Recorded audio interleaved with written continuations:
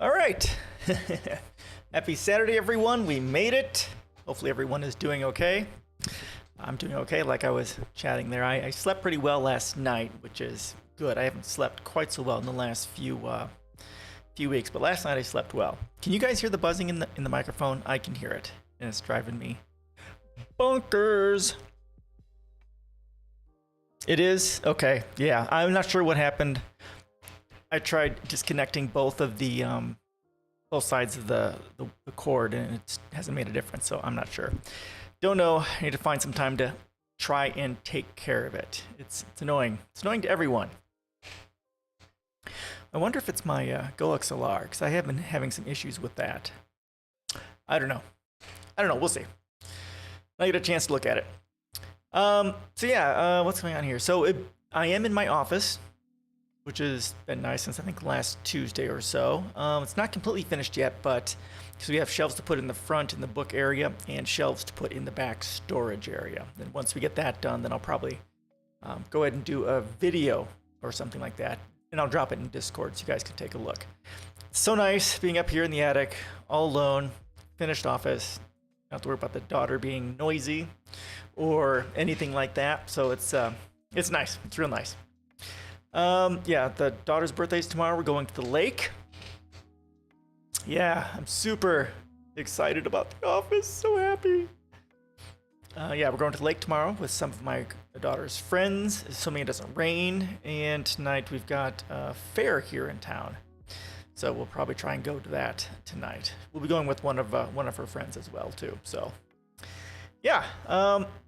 Other than that, we're almost ready to close on selling our other property next week. Hopefully on Wednesday, assuming all the paperwork works okay. Yeah, I think that's pretty much it that's going on with me in the last week or so. It's been a lot of paperwork and a lot of running stuff around. It's been annoying, but not too bad, because we went ahead and did the offer to buy together and stuff like that. So we're selling our rental property to our tenant, which is awesome. So she gets to stay in the property and then not have to worry about it, which is good. I'm glad this is really working out. Other than that, nothing else is really going on. In August, Spelljammer comes out for Dungeons & Dragons. This was something that was released in second edition. We're now in fifth edition Dungeons & Dragons, so I'm super excited about that. Spelljammer was a lot of fun then, back in the day. But that's it. That's all for me. How about you guys? What's happening with all of you out there? All one of you.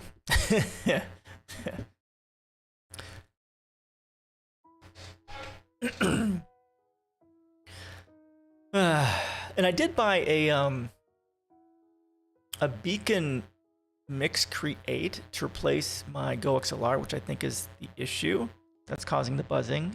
So I am not using that because I'm having issues with the Mix Create. It ends up not working intermittently. Another pen and paper session tomorrow. Oh, nice.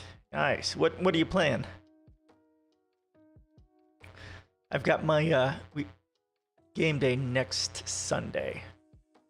Looking forward to that. You've been doing a Pathfinder thing, setting it in system. Because we're doing Dungeons and Dragons, and we're actually playing a Pathfinder adventure path that was converted to 5th edition. I think we finished that at about 12th level or something like that, 12th or 15th level. And hopefully that will be done, and we're like 10th level now. So hopefully we'll be done by August, or shortly after August, when the Spelljammer comes out. Then we can switch to that. The DM is already asking us for characters, and I already have my character made. I have it's a female mountain dwarf war wizard that I'll be playing for that. I've been super excited about this character. This is kind of the second version of her. The previous version won't necessarily quite fit on here in Spelljammer, but this is the Spelljammer version, What happened tomorrow? Another player would join us. Cool. Not too sure what the system is, to be honest. I just play along. Okay. Oh, Star Wars. Okay. Oh, Star Wars and Doctor Who crossover? Oh, that sounds strange. Oh, that's neat. Cool. Cool. Doctor Who and Star Wars. Okay, that could be fun. Playing Doctor Who and the companions of a Time Lord dropping into Star Wars. There's a lot of stuff to solve there, depending on where you're, what era you're dropping into. That's neat. Cool. Well, I hope you have fun. Hope you have fun. It's oh, and my daughter and her friend also started getting into Dungeons and Dragons as well too. And I think my daughter isn't really that much into it, but she's just kind of going along with her friend who's interested in it. So depending on what happens, I may end up buying them some, pencils and erasers, mechanical pencils and erasers, and some dice. Then we'll, yeah, really do want to get my daughter into it. I don't know if she's gonna find it interesting enough for her. She has the attention span of a fly, so we'll see. If her other friends are into it, then I could probably keep her into it just from the social aspect. So, God, you're annoying. Buzzing is driving me nuts. So yeah, that's a good thing too. So hopefully I'll end up running something for her and her other friend.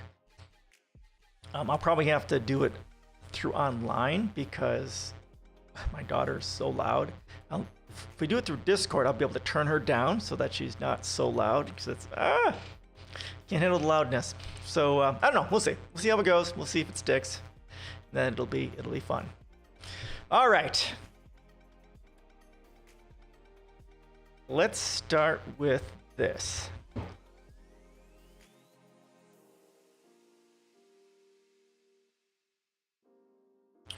God, France will require PhDs to take research ethics oath. Now, this is a good thing. I don't know if we have to do that here in the United States. Probably not, but we'll see. Most see it as a symbolic gesture. Yeah, but some hope it could bring real change. And there's an issue with science, and of course, the fact that research is pretty much driven by funding. And so if you can't make money off it, then it's not whatever you're doing isn't going to get funded. So I'm not sure how much of a difference this will make, but let's see what they have to say. Whether they're studying bioinformatics, history, or astrophysics, PhD recipients in France will soon have to take an integrity oath on the day they successfully defend their thesis. In what seems to be the first national initiative of its kind, few scientists in France or elsewhere believe the oath alone is likely to prevent misconduct. Nonetheless, some see it as a symbolic step in the right direction that might inspire change elsewhere. Yeah, that's exactly right. Academic funding sucks, yeah. And that's, as long as there's money, as long as we are within a monetary system, that's pretty much the way it's going to be. The only way to get around that, of course, is to get beyond a monetary system into a resource-based economy. So then it's no longer about money. It'll be, because the driving force for research will be, what will make the best difference in humanity? What will give people a better life? And that's what will drive it, not money, because money won't exist. We had a long way to go compared with some other countries, says Stephanie Ruffy, director of French Office of Research Integrity. Yeah, a resource-based economy would solve so many of humanity's problems. So many of them. Exactly. Doing what's best for humanity and the environment is what will drive things, and that's what we really need. I mean, but all of humanity's problems are because that is not the way it is. Let's see. France's efforts to actively promote honest, trustworthy research have sped up in recent years, introducing a national charter in 2015 laying out researchers' responsibilities, setting up the Office for Research Integrity in 2017, and writing procedures related to research integrity into law in 2020. Recently enacted rules, for instance, enable universities to ask for OFIS's help naming an external panel to examine alleged misconduct cases. The new oath is expected to become mandatory for researchers in all fields beginning their PhDs or renewing their PhD enrollment starting in the fall. A draft of the oath which has not been finalized or released as Science went to press, reads in part, I pledge to the greatest of my ability to continue to maintain integrity in my relationship to knowledge, to my methods, and to my results. Well, there should be more to it than that. I mean, they should kind of start defining what integrity is and how it relates to research and their PhD candidacy. I mean, it's like a yeah, I mean, it's just like a placeholder. There should be at least another sentence or so in this. Oh, right. But at least that's something that they can use to enforce more honest research. So if they don't do this as vaguely as it is defined, they can be, lose their PhD status and stuff like that. I mean, it's... and something like this, of course, is going to be difficult to enforce, at least as vaguely as it is. It needs to be a little more definitive in what this means. It's a step in the right direction, sure, but it's a very, very vague, nebulous, difficult to defend step. It will be mentioned in the charter signed by every PhD candidate as well as by their supervisor and institution at the start of their doctorate, and will be taken when PhD is conferred. It won't mark entry into a specific professional body, as the Hippocratic Oath does for medical doctors, nor will it be legally binding. Well, then what the fuck is the point? But researchers can invoke it to bolster their opposition to dubious behavior. Okay. Rufy says, it will also add solemnity to graduation events that in France often take place in nondescript rooms without gowns or fanfare. Okay, so Hippocratic Oath. We need something, this is actually what we honestly need. Something more like this. Something that is actually has teeth to it. Not just in enforceability, but also in its definition.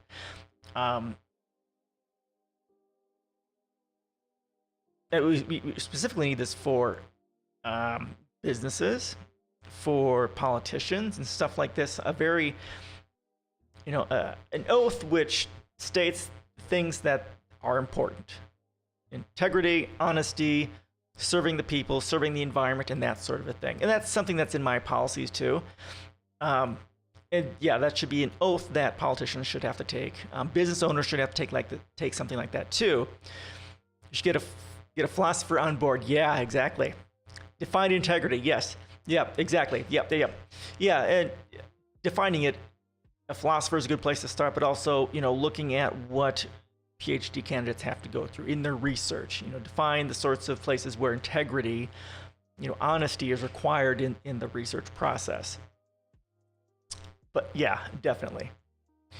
It's a symbolic measure to affirm common values and what makes a good researcher, says Sylvie Pommier, president of France PhD, a national network of doctoral schools. Okay. Yet Pommier, who took part in the consultation about implementing the oath, and others think it should come earlier in the PhD training process to instill integrity principles from the beginning of a research career. Yeah, that's exactly right. It should be the moment, you're entering into your doctoral program, your ass should be oathed right away, because it should be an integral part of, of what it means to be a researcher. Obviously, integrity. It's not shouldn't be thrown there at the end when you're defending your stuff. It should be your entire doctoral program should be grounded with integrity and stuff like that. I mean, otherwise you're getting it way way too late. Hello. Hugh Desmond, a philosopher of science and ethics at the University of Antwerp in Belgium, sees the oath as a good way to strengthen a sense of professionalism among researchers, help coordinate norms, and make them public. Could empower researchers that are lower in the hierarchy and liberate more senior researchers who may feel trapped by vicious career incentives and demands for quantity over quality. Well, it won't help do that because money is the core driver for all of this. I mean, regardless of you saying, I mean, the oath is right, exactly. It's a capitalism problem. And the oath doesn't say what integrity means. So that's a large part of the problem. But the career incentives and demands are number of research papers, not quality of research papers. And again, a lot of that is driven by capitalism and the need for esteem to make sure you get the money coming in from students enrolling because of your prestigious research organization. So again, money becomes the ultimate destroyer of everything. You can create whichever O's you want, but capitalism and monetary systems will destroy it. Just like we have in the health field, the Hippocratic Oath, right? You know, every single doctor should tell these states who are saying no to abortion to go fuck themselves and do abortions anyhow, because that's a Hippocratic Oath sort of a thing. You know, women are dying because doctors are violating the Hippocratic Oath and not doing abortion or not doing all the other things. So are pharmacists. Actually, they don't have to take the oath, I don't believe. But if they did, they would also be violating the Hippocratic Oath by not giving women the stuff that they need, and it is legal to give them normally outside of this nut jobbery. So, and again, with doctors, they're more worried about getting sued than actually being they're more worried about getting sued than they are worried about holding up to the Hippocratic Oath and do no harm and doing what's best for the patient. Josephine Sundin, an ecologist at the Swedish University of Agricultural Sciences, who reported a case of misconduct in microplastics research, says she supported the oath but is also skeptical. The only way to improve research integrity is to promote and reward research rigor, transparency, reproducibility over impact factor and number of publications. He says, yeah, that's exactly right. Yeah, again, she's right here, but again, money is going to drive all this. But this is exactly what it should be. The oath alone won't fix these deeper problems, agrees Sundin's collaborator Dominique Rocher, an ecologist and meta-scientist at the University of Neuchâtel in Switzerland, but it is a positive development, he continues. I hope other countries will follow France's lead. Okay, yeah, sure. But hopefully they'll do something better than this nebulous one-sentence oath. All right, so it's nice to know what's going on, but probably not a whole lot will be going on with that.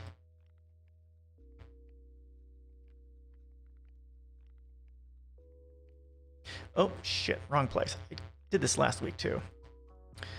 Next where I'm supposed to be putting stuff.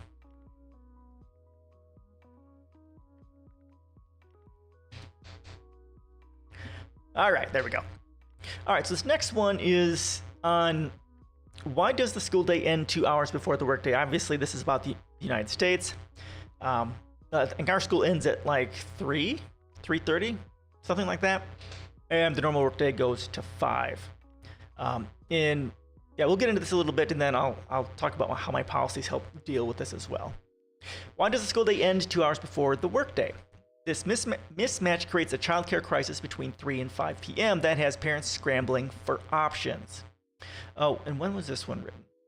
This is September 2018, and this previous one was, yeah, that was a few days ago. So this is maybe from 2018, 4 years ago, but it's still most assuredly an issue that we have today. This past March, on a Thursday morning before dawn, more than 70 bleary-eyed parents lined up in front of the Parks and Recreation Building in South Windsor, Connecticut. Wrapped in heavy coats and clutching Dunkin' Donuts cups, many of them slouched against the building's cement walls, while others, exercising a tad more foresight, lounged in foldable camping chairs. Most had arrived around 3 in the morning. Holy shit. The first in line had been there since 11 p.m. the night before. What? The scene closely resembles the crowds that gather before the release of a new iPhone or outside the box office for Hamilton tickets. But the reward for waiting wasn't anywhere near as flashy. The parents had lined up for a chance to register their kids for a before and after school program sponsored by the town. Oh, okay. The fourth R, a play on the old-fashioned saying, reading, writing, arithmetic, with the added recreation, serves elementary school students whose parents' work schedules don't align with the school's day. 8:45 a.m. until 3:20 p.m. finish. Yep, that's fairly normal. And braving the cold to stand in line didn't even guarantee the parents' spot for their kids. The program had filled up earlier that week thanks to a rule that prioritized siblings of current attendees. When the office opened its doors and began accepting registration requests at 8 a.m., many of the parents knew they'd endured the line simply to put their child on the wait list. So we hear there's a kind of a nonprofit organization that kind of does this. It's called Boys and Girls Club. And we have one of those in our town, and then the kids can go there after school, which is really nice. I try not to send my daughter there. She just kind of started going. I think she's wearing a mask, but I mean, all these diseased carrying and spreading kids all over the place. So yeah, we do have something at least in my town, which is good, and it even works for teens all the way up.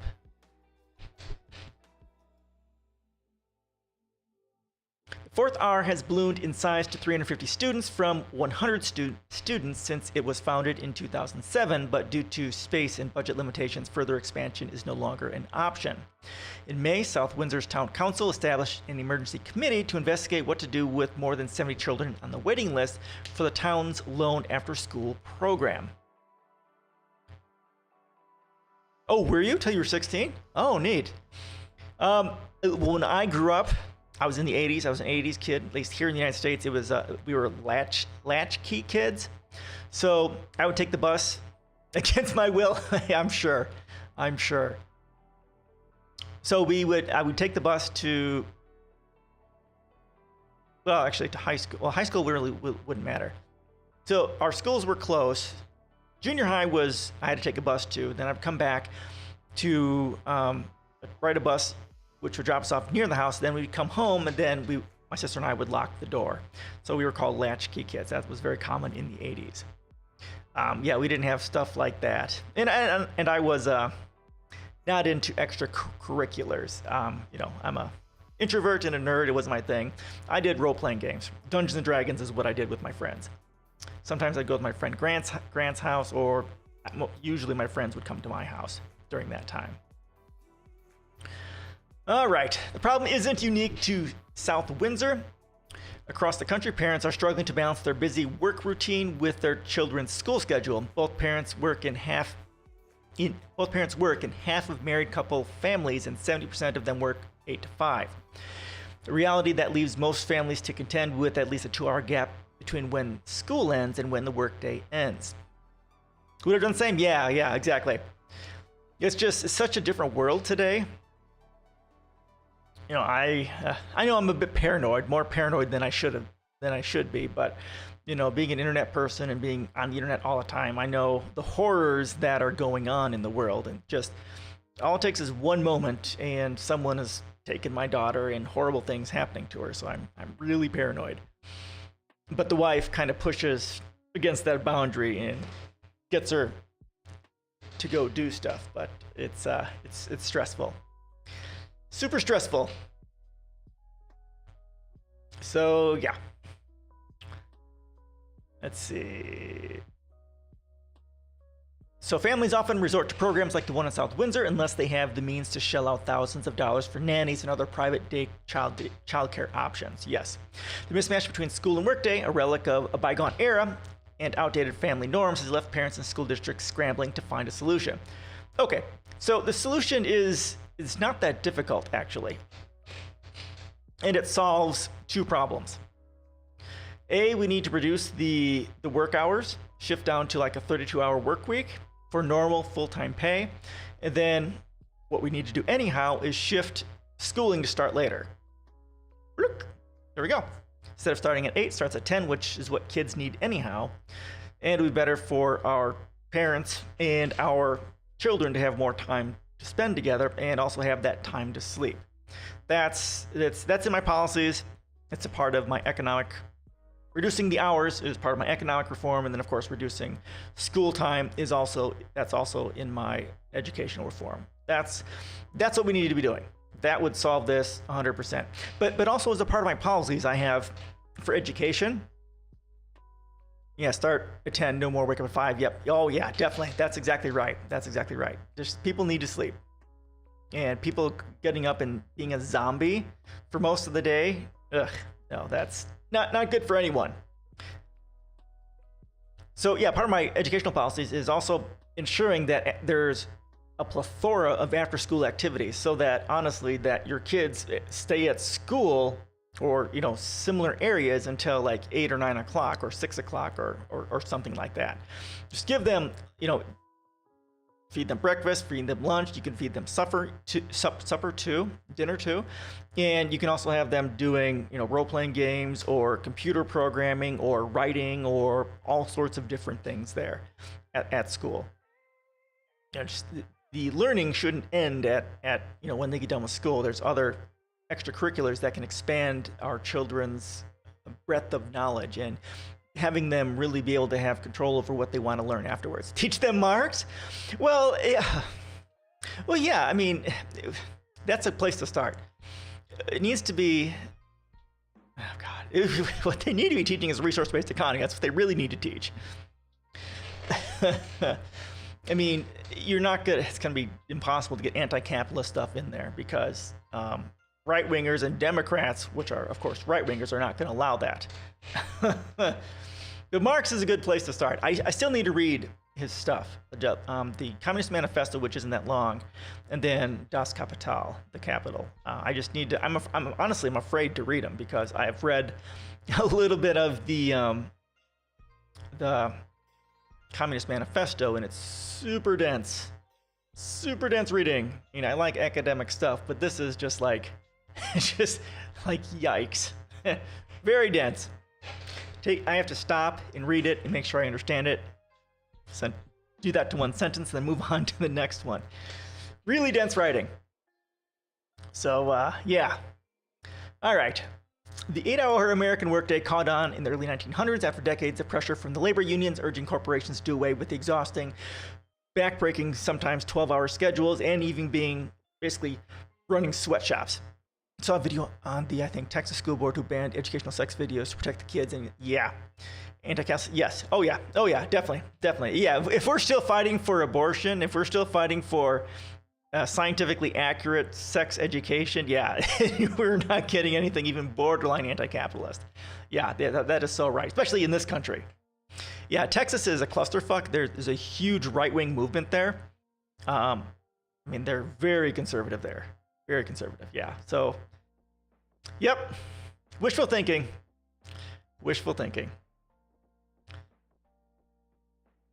Science is woke now. That's exactly right.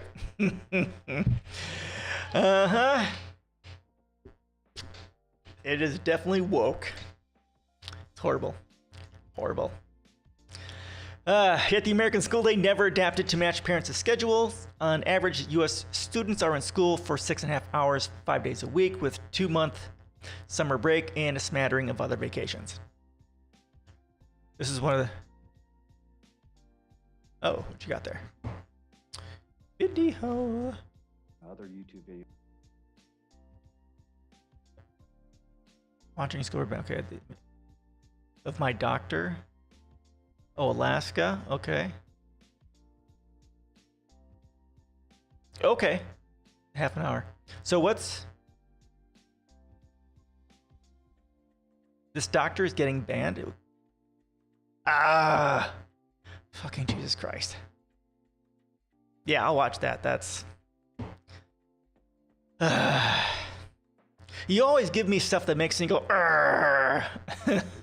So yeah, I'll watch that later. It probably won't be today. Probably won't be tomorrow. It might be tomorrow. We'll see. I've got so much going on here with the stuff. No, it's good. I'm glad you do it, so I know what's going on. We can rage together. Okay. So another part of this would be shifting to year-round education. So it's not like a 3-month break between when school starts again. So they're doing school year-round. That way you don't have to deal with all the information and education that they have them losing, not remembering the stuff. So you have shorter probably 2-week vacations throughout the school year, and maybe a month one for summer, and then it just keeps going. That's another part of this as well. That'll be better, and for our, at least here in the United States, for our parents who don't get a lot of vacation either. Like when I was with the county, I had like 2 months of vacation built up. Now I've got, well, I don't have it. I have a little bit built up because I just started with WGU, but yeah, eventually I think we'll have 1 month. Right now I can get, I think, a whole month of vacation built up. Or 2 weeks? 2 weeks? Is it 2 weeks? I don't know. It's not a lot. Definitely not as much as I was having before. But at least here with year-round education, it'll be easier for families and their vacation time and their children's vacation time to match up and to plan things. Because having a lot of it just in the summer and having a whole shitload of it, it's hard on everyone. You can space it out. All right. Okay, we owe that structure largely to 19th century school reformers who seek a standard school year nationwide, aligned the rural school calendar, which gave students spring and fall off for harvesting and planting, with the urban one, which dismissed students during the summer so their families could escape cities' oppressive heat. Oh, okay, I didn't know that. There's been some variation over the years. During the first half of the 20th century, for example, schools experimented with summer sessions to accommodate an influx of immigrant children. The most school districts settled into today's schedule by the 1960s, when only about a third of adult women worked and could be counted on to watch their children when the last bell rang. Without an after-school program provided by their district, working parents in South Windsor are left to find an alternative on their own. Like many a suburb, South Windsor, a town of 25,000 people, just a short drive of North Hartford, has tree-lined cul-de-sacs and large single-family homes that make it a popular place to live. Nearly 100 new students transferred into the 4,300 student school system from other towns during the past school year. Christine and Eric Wenzel recently moved to South Windsor with their 2 young children to shorten both of their work commutes. But their work days, which end at 4 p.m. and 6:30 p.m. respectively, prevent them from being home when their 5-year-old son Elliot arrives home on the bus at 3:30. The 4th R program would be a godsend. At roughly $300 a month, it costs half of what they currently pay for in-home daycare. And like, what we pay for GameStop is like, I mean, it's fucking cheap. It's like, because she's just hit the teen years, it's a little bit more. It's like $24 a month or something crazy like that. And they're open till like 8 o'clock or some shit. I mean, it's really, really cool. We don't honestly need not GameStop, my God. Boys and Girls Club. That's what it's called. The Boys and Girls Club. We don't really need that for our family. I mean, because I can pick up my daughter, or my wife can pick her up. That's what we do. So it's not a big deal for us. But a lot of families, that's super necessary for. But when Eric arrived at the Parks and Rec department at 4:30 a.m. that Thursday, there were already 24 parents ahead of him in line, leaving him little chance of landing a spot. After their caregiver retired, the Wenzels spent much of the spring and summer searching for a private nanny, knowing they'd have to pay a competitive wage, given the unusual hours, inconsistent schedule, and number of parents in the town seeking a similar solution. That's neat. Was confused for a second. Yeah, sorry. I was like, what? It's not GameStop. What am I thinking? Yeah, my apologies.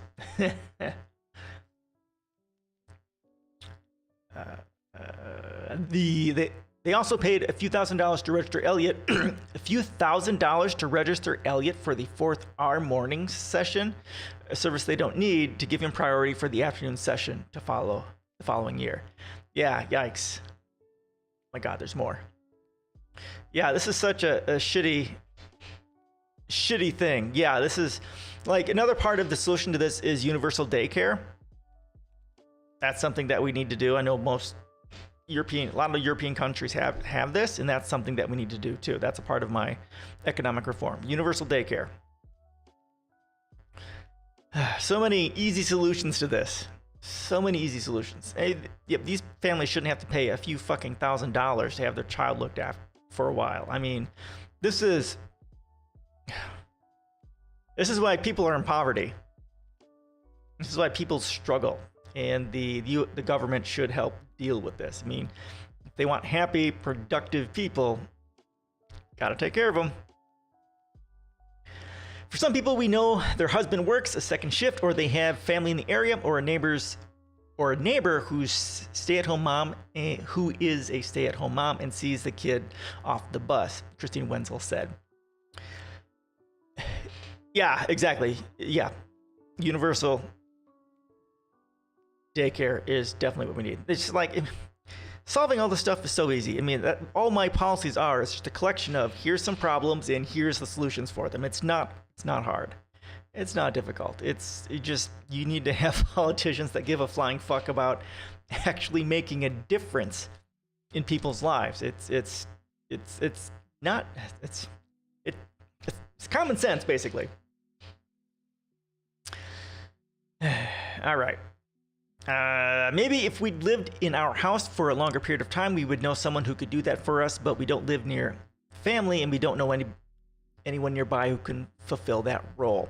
The drama of an overnight line like the one in South Windsor is rare nationwide, but in the past year, parents in Nashville and San Bruno, California also faced after-school program shortages that resulted in parents camping out in a desperate attempt to find a solution. According to a 2014 report from the After School Alliance, a nonprofit advocacy group, the parents of 19.4 million children said their kids aren't enrolled in an after-school program because open slots aren't available.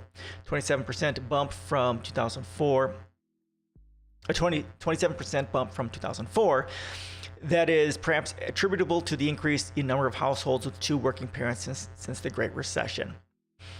Yeah, and a lot of these parents are lower middle class and also who are also impoverished as well. The economic cost of this problem is tremendous. Private childcare is expensive. A report from the Center for American Progress, a left-leaning think tank, found that out-of-pocket childcare costs families an average of $6,600 a year. Yeah, both need to. Yeah, right. In the United States, yes, both parents have to work. I mean, back in the day, 60s and earlier, the minimum wage is set up. It is. That's exactly right. It is a huge privilege. And we're in the 60s and earlier, the wage was meant so that the man works and the wife stays home. And you could still go to college. You could still afford a house and a car and all that stuff. And just everything changed, probably, I think, starting with Reagan. Of course, because fuck Reagan. But now we can't do that. Everything is so fucking expensive due to profiteering and not having the minimum wage go up, and fuck him indeed, exactly. Fuck Reagan. Fuck all U.S. presidents. They're all war criminals. Reagan especially. Fuck him. And fuck Biden too. Fuck that dude. Jim Crow Dementia Joe. I lost my place. Okay. Yes. So $6,600 a year. While an after-school program, according to After School Alliance, is a little cheaper, costing families just more than $4,000 a year on average. It can still be beyond reach for many families. 48% of parents in higher income households reported cost as a factor in the decision to not enroll children in an after-school program. So yeah, after-school programs should be, universal daycare and universal after-school programs. That should be a thing. When parents can't afford childcare, many of them choose to scale back their work or leave the workforce entirely, and in some cases, without a better alternative, they leave their children unsupervised. 3% of elementary school students and 19% of middle school students look after themselves from 3 to 6 p.m. during the school week. On the whole, conflicting school and work schedules cost the economy $55 billion in lost productivity each year. in large part due to parents, mostly women, who scale back employment and the lost productivity when parents have to take off work during school closures. We often think about this as a problem every family faces, and it just happens over and over again in this systemic way. The mother cuts back on her hours for when school is closed, said Catherine Brown, an education policy researcher at the Center for American Progress. Why do we have a wage gap? Partially, it's because of this, I believe. Why do we have a wage gap? Well, the wage gap isn't caused by this. I mean, it's an additional, shall we say, tax because of poverty. It's an additional poverty tax. Like people who are affluent, this is nothing to them. They can hire whoever they want. They can afford it. Those of us in the middle class and lower, it's fucking expensive, and it's a huge fucking deal. So it's a non-affluence tax is what it is. And that's partially why Republicans and Democrats won't pass something like this, because they both serve the 1%, the affluent, and ensuring that we're kept poor and struggling is kind of the point of contemporary U.S. politics. Reorienting the school day to align it with the realities of the working parent isn't unprecedented. During World War II, for example, schools introduced extended days to help mothers who had been unexpectedly drawn into the workforce. In 3,700 schools, 4% of all public schools have opted for year-round calendar that helps, at the very least, address the childcare problems posed by months of summer vacation. Yep. So again, more of my policies there. But several barriers exist to making this happen uniformly, most significantly the cost. Extending the traditional 6.5-hour school day to match the 8-hour workday would add more than a current school day's worth of time to a teacher's work week. Well, fucking pay them $70,000 a year like you're supposed to, and actually fund schools the way you're supposed to. Problem solved. Even a decade after the recession, some schools are still operating with poverty mentality, Brown said. They don't have enough money to pay for teachers' salaries, but one of the ways they can reward teachers is with all this time off and professional development opportunities. By 2016, 1,500 schools across the country had adopted extended learning time, lengthening the school day by up to 90 minutes. While these schools have reported improved academic achievement, they have struggled to financially sustain the hours permanently without additional tax funding or grant money. Yeah, schools should have all of the money they would ever want. It should be one of the most heavily funded programs in the country because, a highly educated populace is a productive populace, is a innovative populace. I mean, there's so many reasons to do it. And it's so important. It's one of my 8 philosophical pillars for peace. It's the first of my global domestic policies.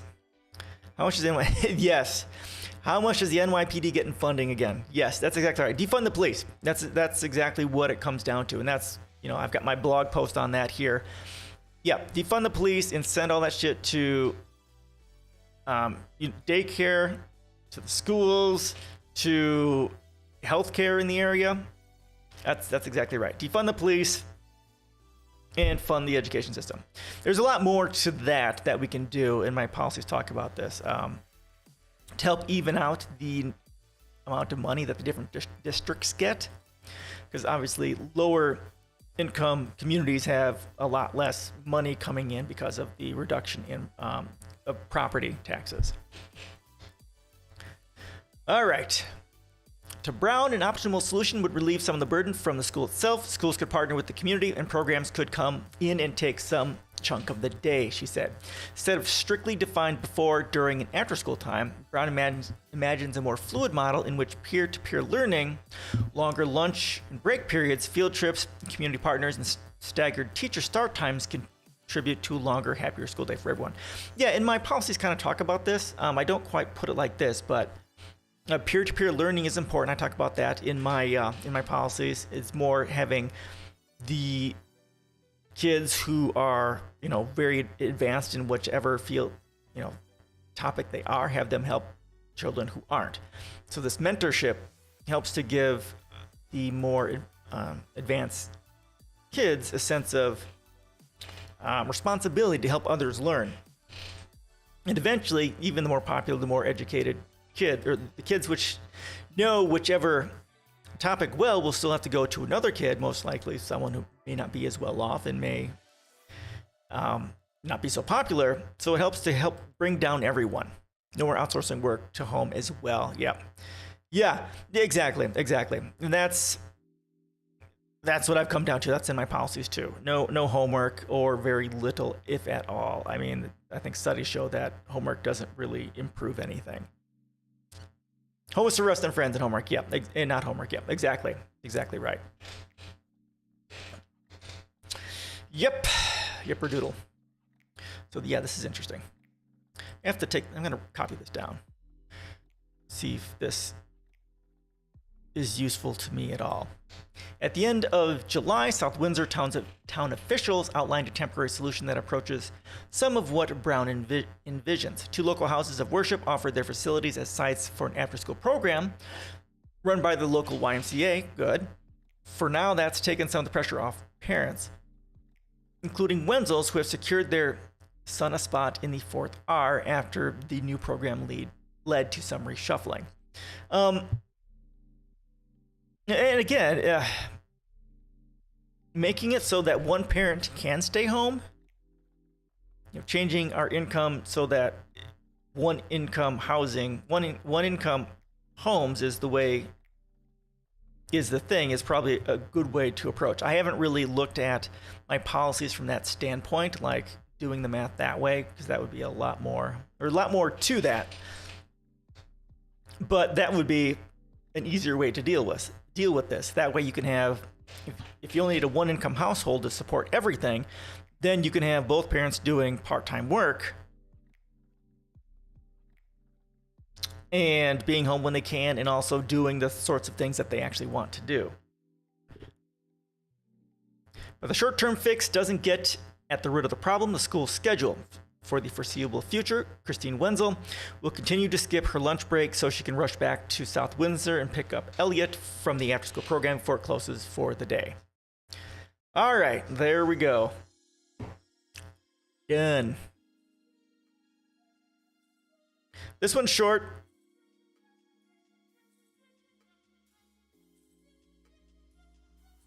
But somewhat funny and not funny at the same time.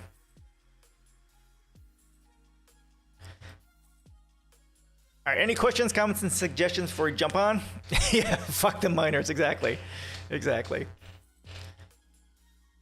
And this one's super short. Texas gets so hot that crypto miners call it quits. And this is, of course, pointing to 2 things. Climate change, of course, making things too hot, but also that crypto miners are getting a dick in the ass. So that's also good, too. So it's mixed bad and good news here. And this is, when was this? It doesn't, come on, give me fucking dates in here, you asshats. All right, well, crypto miners finally made at least one eco-conscious decision this week when they shut down temporarily to avoid overloading Texas's electric grid. On Monday, the Electric Reliability Council of Texas, or ERCOT, fuck them, asked Texans across the state to reduce energy consumption to prevent blackouts and power outages during an intense heat wave with temperatures soaring above 100 degrees Fahrenheit. In a press release, the agency said that in addition to causing record energy demand for the state, scorching heat has even knocked out some of Texas's renewable energy options like wind power. Why would heat get rid of wind energy? Maybe because the oil gets too hot, or whatever's lubricating stuff. Oh, right, exactly. How about fixing the infrastructure instead? That's exactly right. I mean, this is just fucking right wingers. It's enraging. Yeah. I mean, like, my policies talk about how we fix all this shit. Like, the geothermal tidal wave stream. That's what they need to be concentrating on. Then you need to have microgrids, and then earth-sheltered homes in one form or another. Then your temperature in the house it will go down because of the cooling due to the earth-sheltered. Then you've got baseload sustainable energy, and also connect your fucking grid to the rest of the fucking grids, you asshats. If you experience a blackout, that is clearly due to neglect of personal. Yeah, exactly. Exactly. That's exactly right. It's not a structural issue. Because crypto mining sites in Texas consume as much as a full % of the state's total energy output, The Verge said Tuesday, that miners voluntarily shut down to prevent pricing spikes for other residents and to reduce consumption per ERCOT's request. Come on. We do have to hand it to the crypto miners for making the right call here and ensuring Texas's residents have access to power. That's especially important since the EPA said heat-related deaths have been on the rise in the U.S. since 2015. Exactly, because housing isn't a human right. People don't have air conditioning. We don't use earth-sheltered homes and other stupid shit. And electricity isn't a human right as well.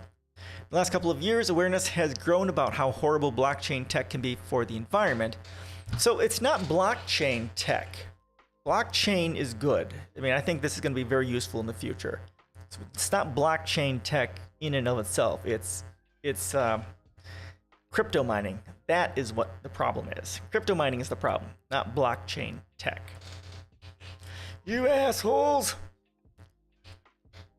Yeah, it is, for security and transparency, too. There's no arguing the point when mining rigs have bought up entire gas-powered plants. It's worth noting that this overall a convenient moment to pause a crypto mining operation. It's worth noting that this is overall a convenient moment to pause a crypto mining operation. Yep. The cryptocurrency market has entered an epic tailspin over the past month, making mining a much less compelling use of power. Yay! It's also worth pointing out that it's fairly ridiculous that we live in a world where cryptocurrency controls 1% of the state's power usage. But at the same time, it could be an opportunity for the industry to rehab its tattered reputation. If we're to keep solving real problems that affect, actual people. Yeah, exactly. I mean, crypto mining is a fucking waste of energy. Fucking waste of fucking energy. Ugh. Wait, where do I put that? Hold on.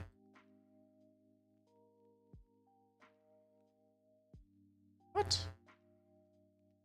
What did I do? Come on. Can I not? Solving real problems. Yeah, I know, right? It's... Why would you do something like that? There's no profit in that. Ugh.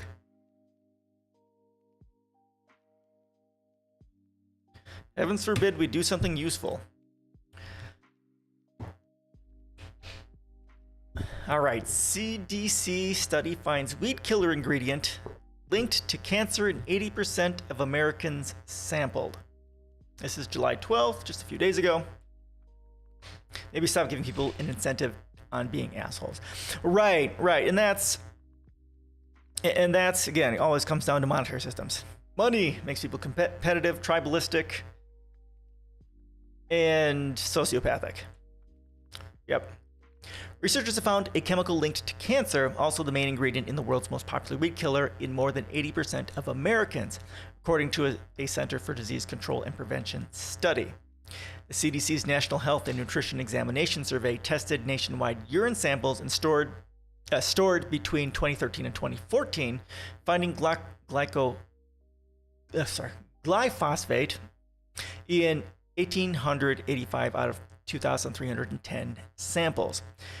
Glyphosate is the main ingredient in Roundup, the world's best-selling weed killer.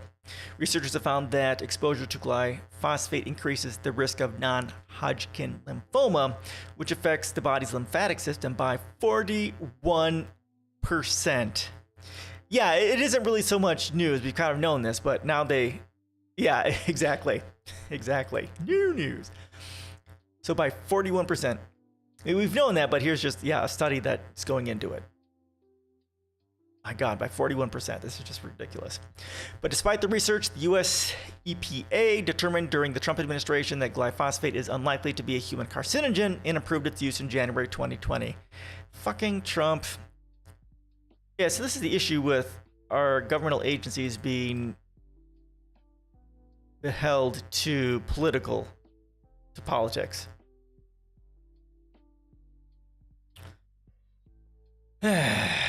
fuck Trump. You know, I'm not sure if Trump will go to jail. I hope he does. Well, yeah, they said, what did they say? They said, hold on, no, it's unlikely to cause, this is what they said, unlikely to be a human carcinogen in 2020. So they're like, maybe not. Gambling with people's lives. Good stuff. In June, a federal court ordered the EPA to vacate the human health finding of the decision, citing serious errors in assessing human health risks from the chemical. The court also ordered the EPA to perform additional studies on the glyphosate's effect on human health and the environment and allowed the agency to reconsider its decision on glyphosate. The EPA is expected to conclude its review by October 1st. So, I mean, this is some of the issues with the way we do things.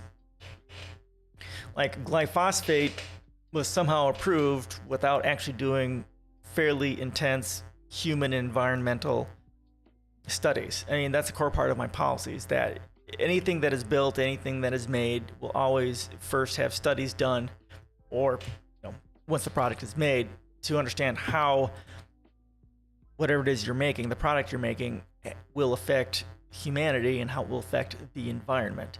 That's going to be key. And that's something that would stop this sort of thing. But of course, here, because we're driven by money, driven by profits, the EPA is somewhat beholden to and bows down to corporations. And shit gets through that shouldn't get through, especially fucking Monsanto. The Monsanto company and its parent company, Bayer AG, have spent billions of dollars settling tens of thousands of lawsuits. Bayer AG has reached an $11 billion agreement to settle about 80% of the lawsuits against the company. The company unsuccessfully attempted to get the U.S. Supreme Court to reject several multi-million-dollar lawsuits, including one brought by a California couple diagnosed with non-Hodgkin lymphoma that was awarded at $2 billion by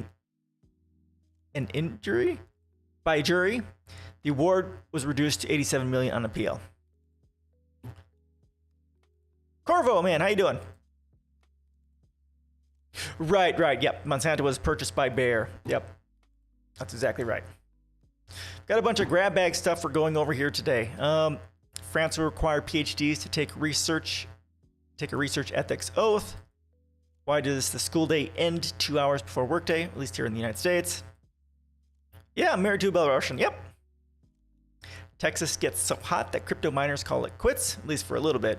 And now we've got CDC study finds weed killer ingredient linked to cancer in 80% of Americans sampled. That's from samples taken in 2013, 2014.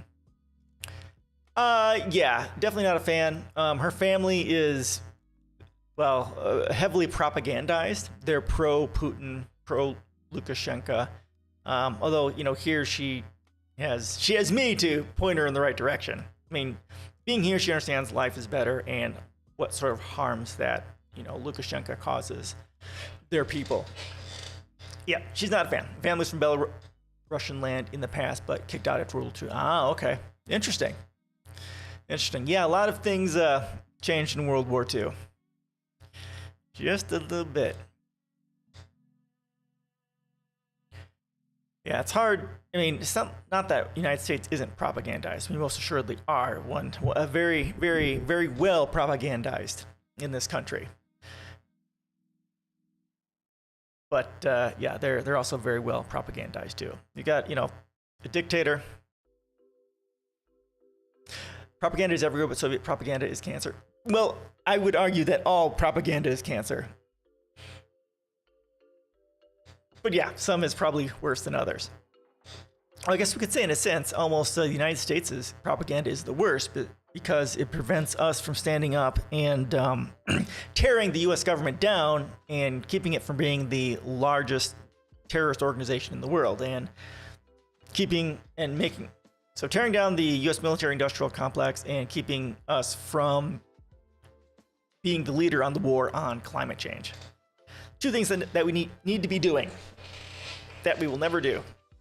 So that's pretty much, if the United States is not the leader in those things, then it's pretty much human extinction is where we're going. Not that I'm a doomer or anything, because I am. The average American doesn't hate everyone, though. So propaganda is literally conspiracy theories. On conspiracy. Oh, okay. Took a while. They're not called Bear Corp. Bear Crop Science? Yikes. That's why MSM. Oh, okay. Yeah. So, yeah, part of that is, there's a lot of that. The more difficult life is, the more poverty and suffering there is. The more conservative people become and more tribalistic they become. Yep. Yeah, that's a big thing in Belarus and Russia. That very Catholic, very conservative, very Eastern Orthodox, Russian Orthodox, Catholic, and that sort of a thing going on there. Yeah. Well, we've got plenty of conspiracy theories here too, right? We've got QAnon, right? And we've got Jewish space lasers.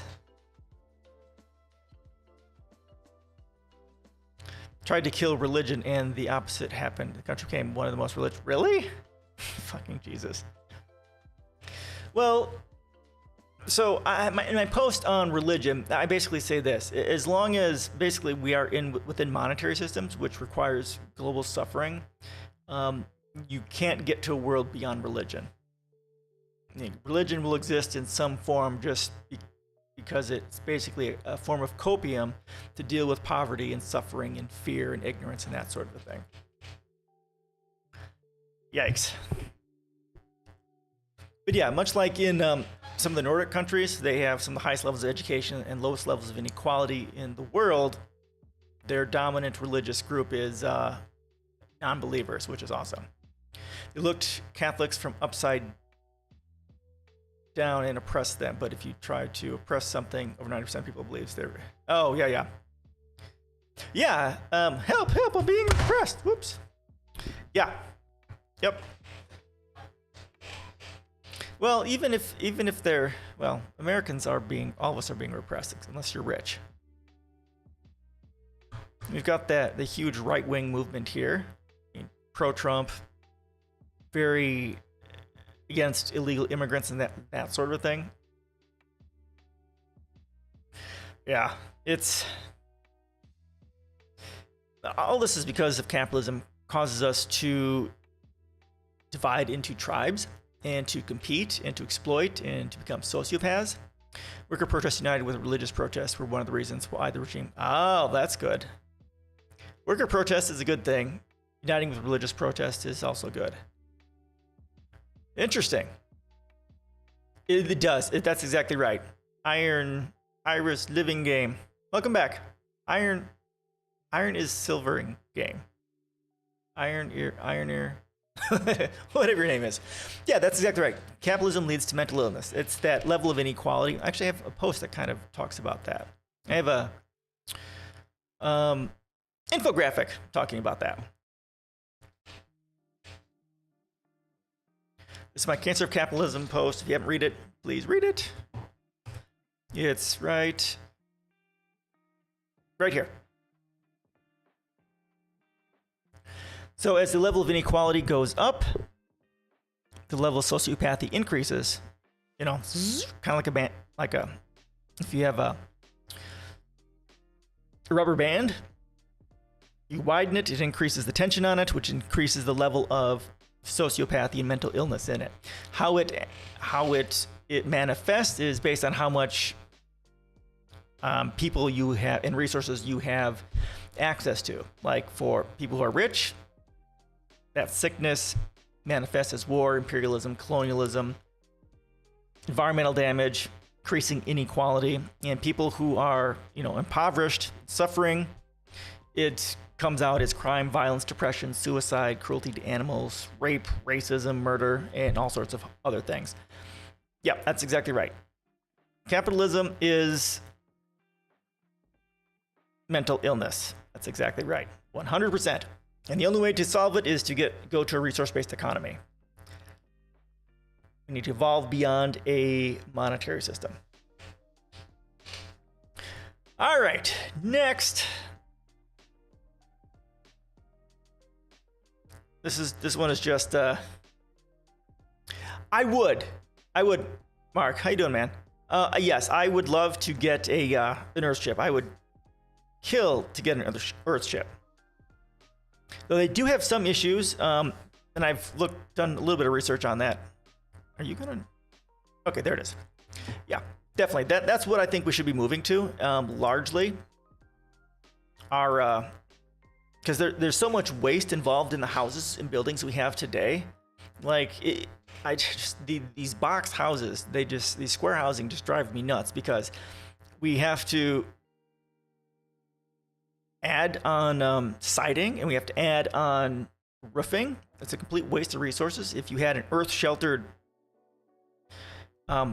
predominantly off the grid housing, you save so many materials, and you save money and energy on cooling because you've got that passive cooling, although that needs a bit more work on it. Solar and water, yeah, me too. I would like, solar water harvesting, of course, but also I would really like to have geothermal. I know that's expensive to do just for one person, but geothermal, and maybe get, I don't know if they have any actually working models for high altitude wind turbines. I would like to do that. Yeah, geothermal is great. Yeah, exactly. That's sort of stuff I'd like to get into. If you want to read more about kind of the stuff that I want to do and how I think about housing, this is my policies here.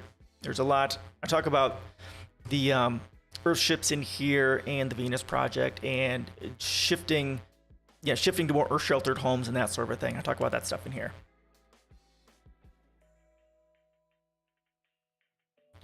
Yeah, that would be great, but it's super expensive to make if you don't have the skills to do it.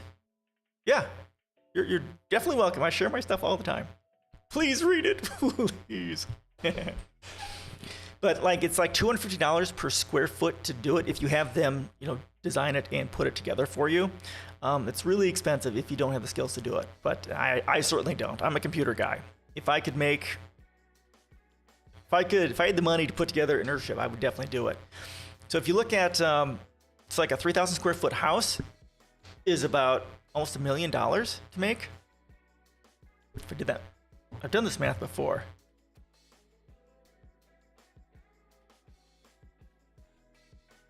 So yeah, $750,000. Then you buy let's say the land for $50,000. Get a bunch of land. Yeah, so $750,000 for 3,000 square foot.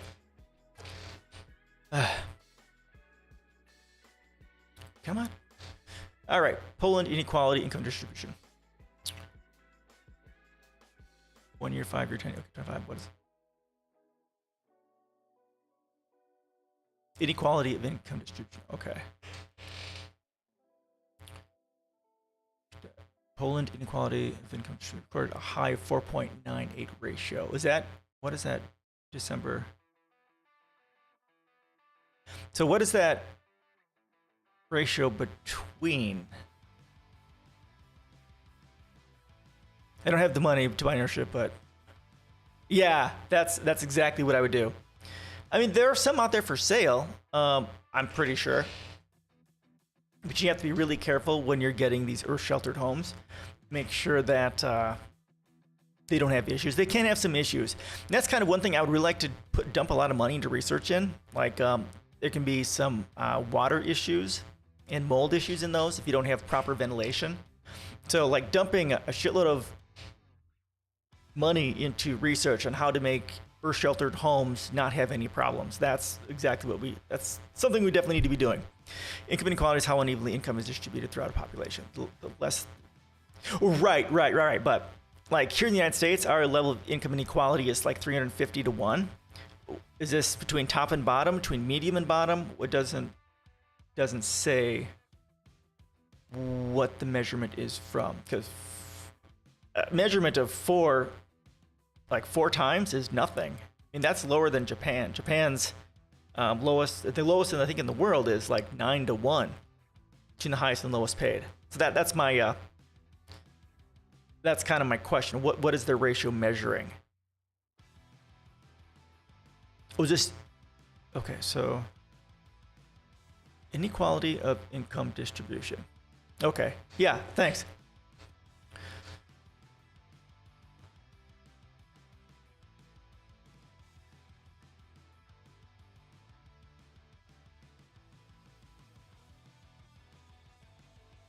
Okay, we'll wait for you to find that out.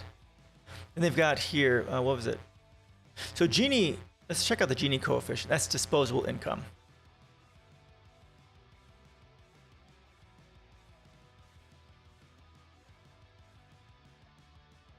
Okay, this is above my brain. All right, so here, first on ABC, Mexico to pay $1.5 billion for U.S. border security and processing, source says. Trump said he would make him pay. Might try to find another website. Yeah, that'd be good. That'd be interesting to see that too. So Trump couldn't get them to pay, but Biden can. Not that Biden's, anything. Because he's not. He's horrible. Mexico on Tuesday agreed to contribute $1.5 billion to a joint venture with the U.S. to improve infrastructure along the U.S.-Mexico border, according to a person familiar with the commitment. The agreement came on the same day President Joe Biden hosted his Mexican counterpart, Andrés Manuel López Obrador, for a meeting in the Oval Office. Part of the discussions were expected to include a commitment from the two countries to carry out a multi-year joint U.S.-Mexico border infrastructure modernization effort for projects along the 2,000-mile border, a senior Biden administration official told reporters on Monday ahead of the meeting. The infrastructure project is intended to improve processing and security along the border. Okay, we already read that. You've been there a few times. I've only been to Cancun on a vacation with my wife, and that's it. I wouldn't mind going back again to a much more mainland part of it. Pretty much what I find wherever I've gone, the people are always great. I've been to a whole bunch of countries throughout Europe and stuff, and the people are always great, but it's the government that may be left as being problematic. Like Belarus, I've been there several times, and the people are amazing, but of course the government is as corrupt as fuck.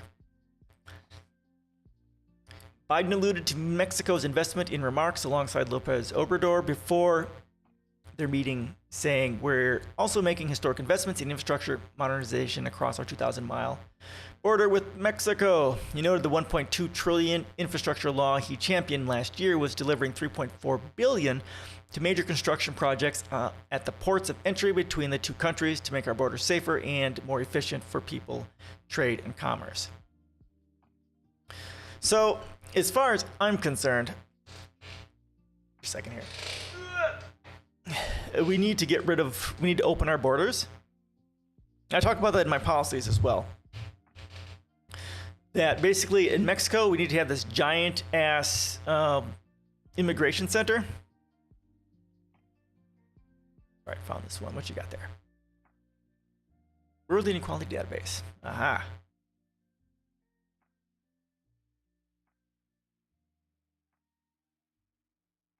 So, okay, pre-tax.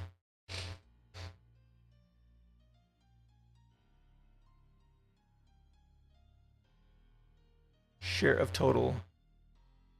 Okay, so this shows how much of their money before tax is,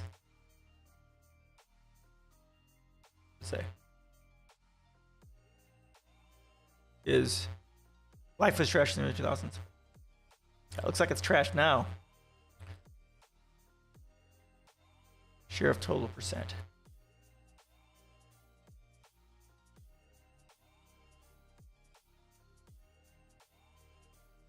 What is this? Post-national income tax. Okay, here we go. So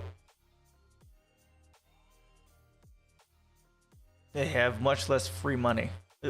See what? Now, what is this? So is this?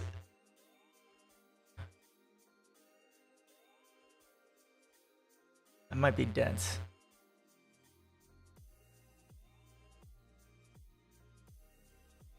Yeah, privatization is almost never the answer and will always make things worse. Yep. Yeah, that's what a lot of what's happening here in the United States. Privatization is horrible. Check.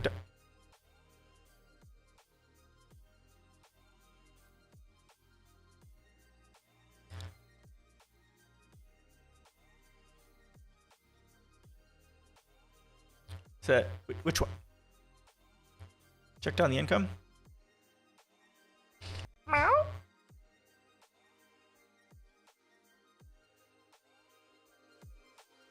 We had an economy almost 100% public. Oh, that's cool. Salaries. Ah, okay.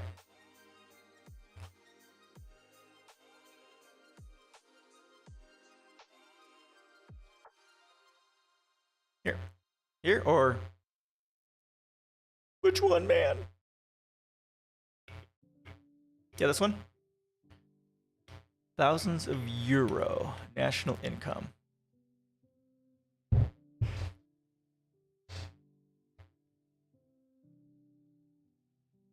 So, again, I don't understand this either. Thousands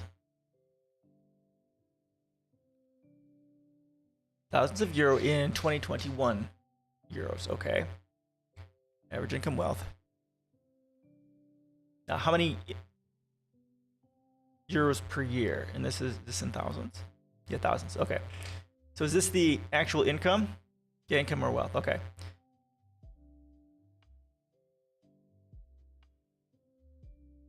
Yikes, that's not a lot. That's not a lot at all. I mean,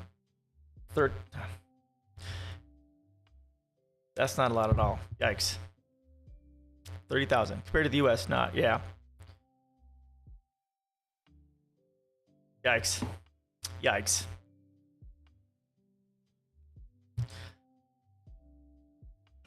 Yeah. When I was in Europe, after graduation from college, I went to the Czech Republic, and it was before they had joined the EU.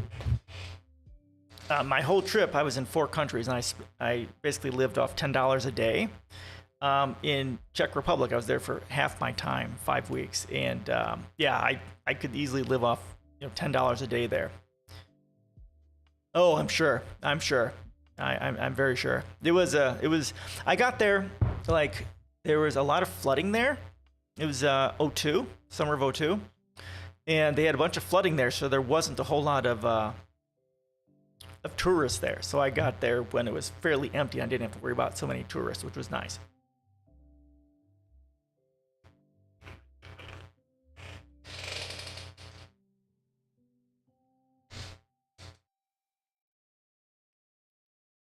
Okay, that's good. That's good, right? Italy should be doing well. I mean, they've got a lot of international trade going through there and fashion going through there.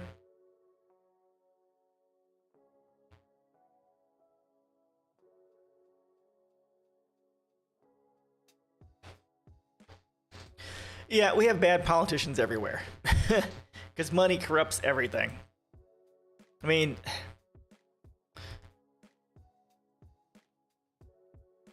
4 times in 4 years? Yikes. Once per year? Well, at least you know to expect it. You can plan for it. Or not, depending on where you are in the financial stratus. Yeah, that sucks. That's crazy. Well, I think you're going to find a lot more of European countries having issues because they join the EU, and the loss of their sovereign currency is going to be a huge part of it. We have a government made of right-wing, left-wing libs and populists. Nothing in common, but refuse to do new elections. Yeah. Once they get in power, don't ever want to leave. Yeah. That sucks. Oh, what I wanted to cover. Holy shit. What time is it? 3? Okay, we have time yet. Chile. Fucking Jesus. Only one party in opposition? Hey, welcome to the United States. We've got the same problem too. Actually, we have a one-party system. They're both corporate whores. Chile, oh my fucking god, Chile Constitution. Let's do this. Yeah, both parties are very big. Both of the one parties. Oh, yikes. That's not good. That's not good at all. Yikes. That's a one party system too. At least we are given the the illusion of 2 parties. So there was a Chile Now the party opposition has 23. Okay, well that's good. That's a jump. So Chile rejected the constitution that their right-wing nutjobs created, and they're creating another one. I need to find. If anyone has a good article on this, throw it in here.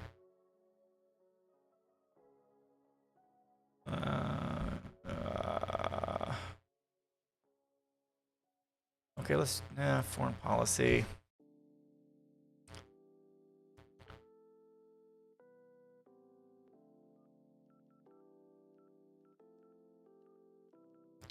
Because they have some neat parts in it.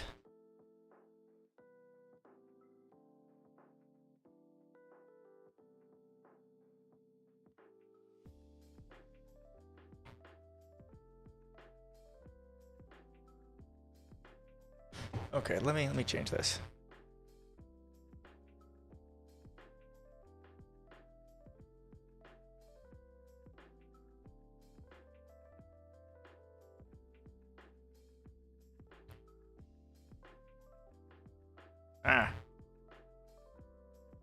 This I definitely want to cover. All right.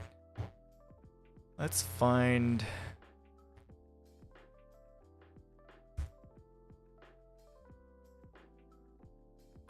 Okay, so let's try this one. No, that's not what I want. Okay, we don't want the 1981.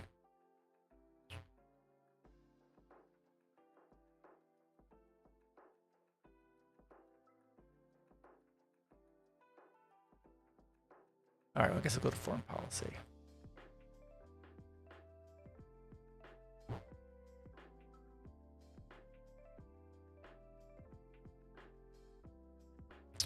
Fuck off, please. Okay, this is a short one. Let's hit this one first.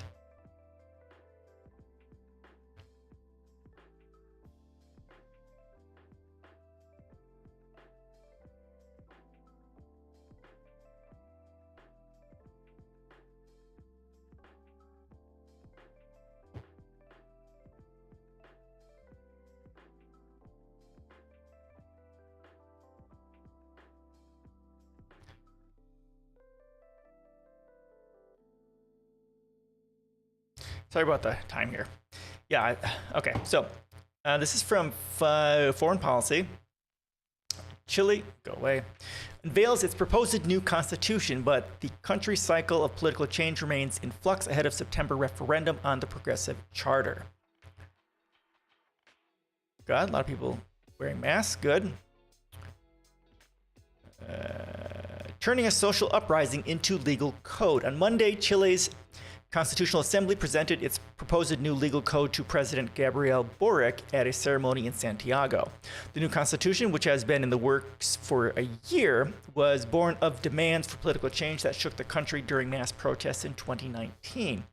It envisions a stronger government role in the provision of social services, promotion of gender parity, and protection of indigenous groups, and the environment. And protection of indigenous groups and the environment than does Chile's current charter, which was written under the right-wing dictatorship of General Augusto Pinochet in 1980. The 1980 Constitution helped to make Chile friendly to private business, but has long been blamed for perpetuating inequality in the country. Of course it is.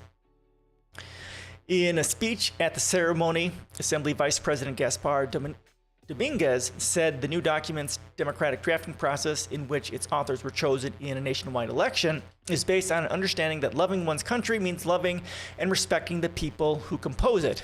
So it's not just the people, but also the environment too. Got it. It's my philosophical pillars: people and the environment. Speeches given at the event officially kicked off 2 months of debate about whether to approve or reject the proposed new constitution in a September 4th referendum. Even before this week, however, some high-profile Chileans voiced their opinions on the working draft. Former center-left President Michelle Bachelet said in May that she hoped it would be approved, while right-wing groups led by figures such as 2021 presidential candidate Jose Antonio Cast, who lost to Boric in a runoff, have for months been campaigning for its rejection, of course. As political scientists Jennifer M. Piscopo and Peter M. Ciavelis discussed in Foreign Policy in May. Maybe let's take a look at that one. In that time, public opinion toward the proposed new constitution has changed. A poll taken last week by CADEM found that 51% of Chileans plan to reject the document. Wow. While 34% plan to approve it, approximately the inverse of the results of the same poll when it was conducted in January. CADEM's most recent poll also found that only 55% of Chileans had read a draft of the new constitution by the end of June. The first draft of the document was released to the public in May and was repeatedly updated as the Assembly deliberated. Early last month, right-wing Independent Democratic Union Party criticized the draft constitution in a statement claiming that it favors a blind faith in the state and largely fails to deliver stability or peace. But the fact that the final draft requires a two-thirds majority to be approved within a politically diverse assembly means it already incorporates many compromises. Between May and June, the draft of the new constitution was cut from 499 articles to 388. A proposal to nationalize parts of Chile's mining sector, for example, did not make it into the final version. Son of a bitch. Well, if they did nationalize mining, I can guarantee the United States would coup it again. Because can't be doing that. Can't be doing that. The credit rating agency Fitch Ratings said in May that while some elements of the draft constitution could affect Chile's creditworthiness, rejecting it could also prolong uncertainty in the country. Morgan Stanley continued the draft would not disrupt Chile's macroeconomic framework. This week, Chilean newspapers and television talk shows have been abuzz with discussions of the final proposal, while influential political figures have continued to come out with their support or rejection. On Tuesday, former center-left President Ricardo Lagos tweeted a statement voicing concerns about tenets of both the existing constitution and the proposed one. On Wednesday, the centrist Christian Democratic Party voted to adopt an official position of support for the proposed constitution. Yeah, pretty much right-wingers will always go against something that will be good for the people and the environment. Right-wingers are always about, giving everything to companies and the corporations and the rich. Lagos voiced reservations about the proposed constitution's vaguely worded changes to the role of the Chilean justice system and Senate, as well as greater autonomy given to different geographic regions of the country. But if the 1980 constitution remains, Lagos said, it should be changed extensively, including by incorporating social and economic rights substantially following the Constitutional Assembly's proposal. Christian Democrat leader Philippe Delpin said that while the proposed constitution was not perfect, it could be perfectible, and called for its approval to respond to the mobilized people who demanded the deepest change and move forward toward a Chile with more justice, dignity, and fraternity. Although reforming Chile's existing constitution on an incremental basis requires votes of either 60 or 67% of Congress, depending on the provision, the standard majority required to reform the proposed constitution was set at 57%, with 67% for major reforms. In an interview with Radio Duna last Friday, journalist and Assembly delegate Patricio Fernandez defended its approval on the basis, saying that proposed new constitution was part of a long process that remained in construction. Because tenets such as gender parity, environmentalism are expressed throughout the new legal code, they cannot be easily replicated by tacking on amendments to the old one, he added. This constitution that we are proposing now refers to our time and the times to come, Fernandez said. The other one is very difficult to reform because its backbone is from another time period.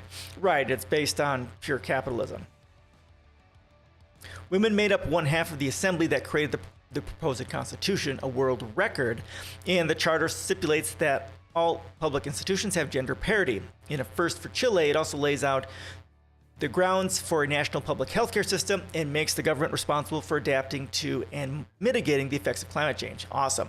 If the proposed constitution is approved, its text stipulates that new laws will be needed to enact its principles.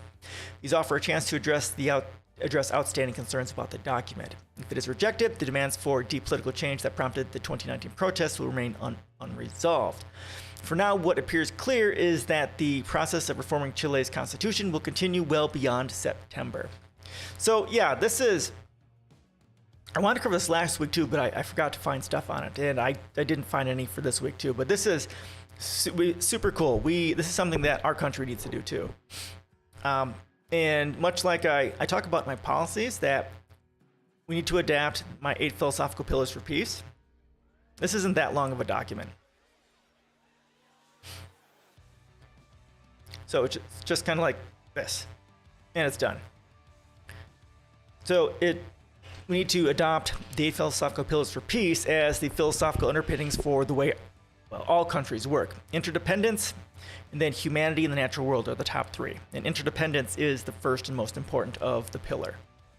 And then after we do that, then honestly, we need to use this. Oh, actually, after that is the Declaration of the Unified Rights of Humanity and the Universal Declaration of the Rights of Mother Earth.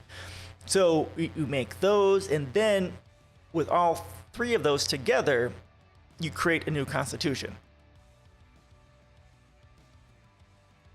And then you start enacting laws, the laws of which would look very much like what I have here at the end.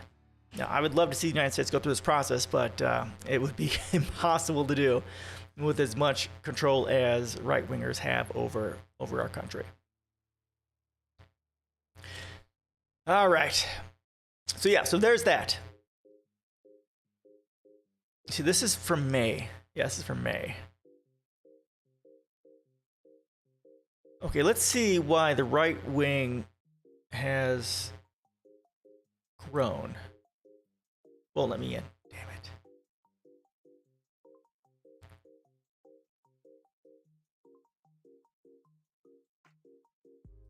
This is July 13th. Okay, let's read this one. This one is a bit longer. Okay, it's actually not that long. All right. Come on, get fucking Jesus. All right. Any questions, comments, or thoughts on this right away?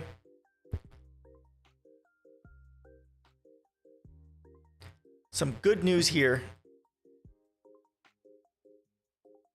Well, and bad news, but hopefully something good comes of this. Hopefully this gets accepted. All right, the moment of truth for Chile's new constitution. This was from 3 days ago, and this other one was July 8th. So this is just last week. All right, and this is Nakla. I have no idea what this is. Who is this?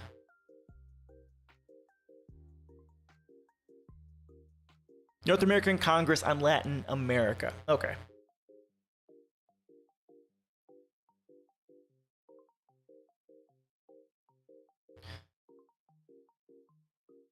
All right. What began a year ago as a new beginning with a new institutional solution to Chile's social and political crisis now looks nothing more than a jolt. You might almost think that Chileans suddenly became spooked by their own courage. On September 4th, a plebiscite will determine the fate of the new Magna Carta, this time with an uncertain result. But let's begin a little further back. Why do so many of these South American countries? Oh, because the United States coups them all and sanctions them and destroys them? It's because of the United States. Like they said in the previous article, in 1980, the United States couped Chile and installed Augusto Pinochet in 1980s. That's why. United States, the largest terrorist organization in the world, is, destroying and murdering people of color globally for fun and corporate profit.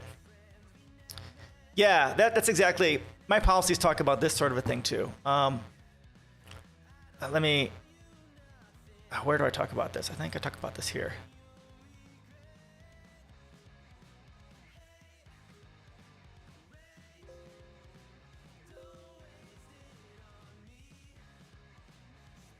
Oh yeah, here's one. Yeah, so can we get this bigger? Yeah, so yeah, this shows a lot of the places where we have gone in and done horrible things. 654 up to 2002, Venezuela. Yep. And then, oh, Chile, 1973. Oh yeah, Chile. That's where they were doing Project Cybersyn in 1973. I've got a really great article on my Discord talking about Project Cybersyn, where wasn't it Chile that was doing this? Right? They were trying to basically create a centralized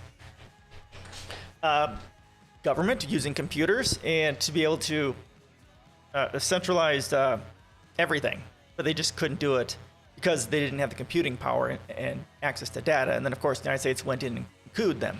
Isn't that right? Now I gotta look at it. Hold on. Let's go Cybersyn.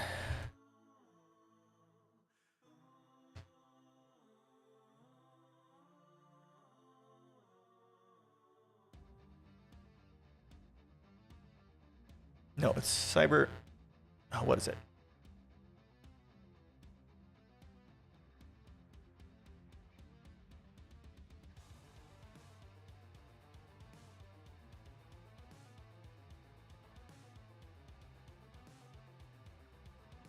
Yes, it was. Yep, it was. Actually, I'll pull out this. It's just that's a video. Where's that article?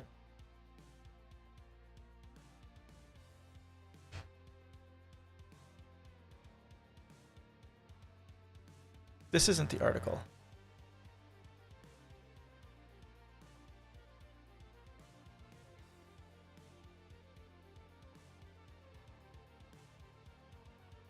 Is it this one? Doesn't look right. Hold on, I'll find this.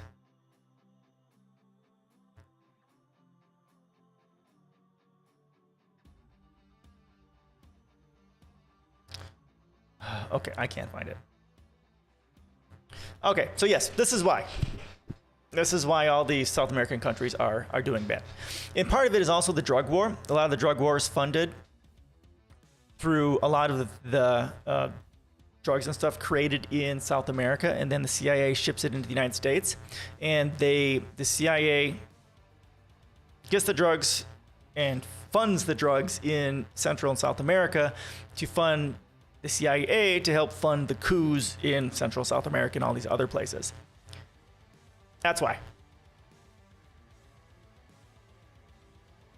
All right. In October 2019, Chile experienced an estallido social explosion. People took to the streets to protest the political and economic elite, expressing their anger at the social inequality in one of the richest countries in Latin America. For months, the country was paralyzed, and people's rage, probably repressed for years, was unleashed on the streets of various cities. One of the protest's central demands was for a new constitution that would replace, once and for all, the neoliberal Magna Carta inherited from Augusto Pinochet's dictatorship. The conservative government of Sebastián Piñera eventually gave in to the pressure and cleared the way for a broad agreement in the parliament that enabled the development of a new constitutional process. In a referendum on October 25th, 2020, 78% of voters decided to start the process of drafting a new constitution. That's fucking huge. 78%? That's awesome. They also voted for a democratically elected constitutional convention as the mechanism for drafting the new document, tossing out the political elite's pretensions to control the process. Okay, that's also good.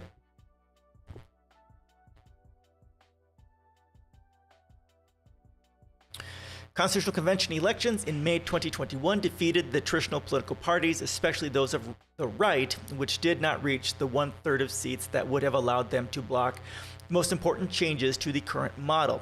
Candidates ideologically aligned with the left, but specifically independent candidates outside party structures, obtained around 60% of the seats. Most representatives came from social movements with specific and narrowly defined agendas. The convention also had unprecedented gender parity, and 17% of the 155 seats were reserved for indigenous representatives.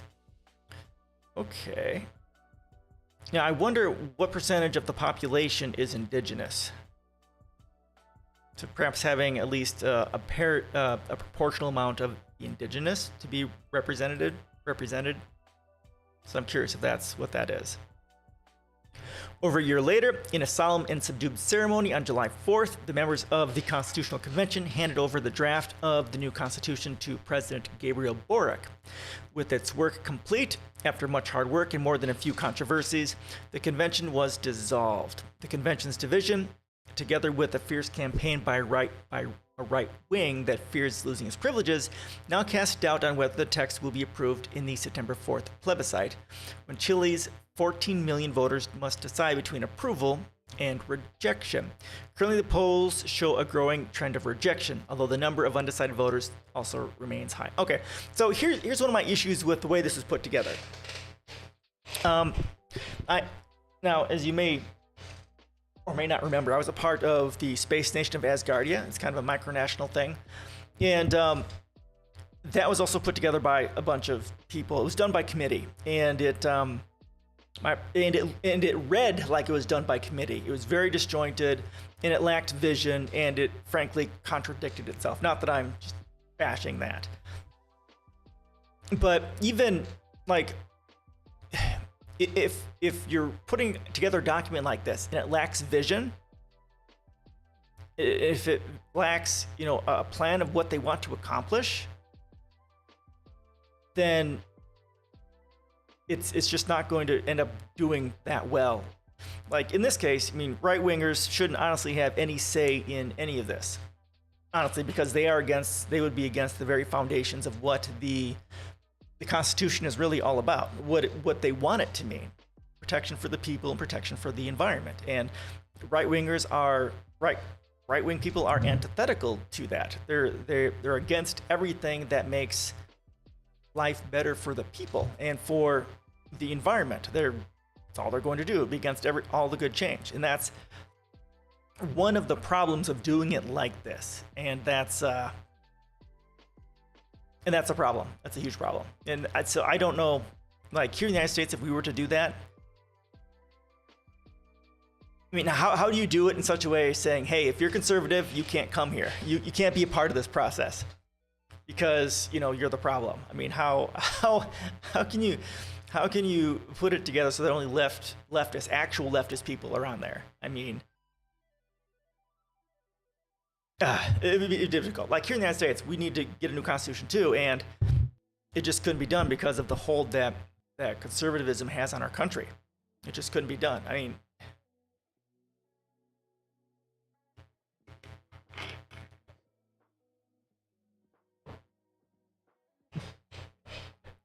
well, honestly, they could do it. They could put it together with just leftists and then just put it before the the people, and then they vote on it, because then they would have their say on it. But still, it just wouldn't work well. It wouldn't work well that way. Anyhow, it is clear that the process and the constituent representatives themselves generated mistrust. For example, some representatives raised very radical and maximalist demands, such as the abolition of existing state institutions.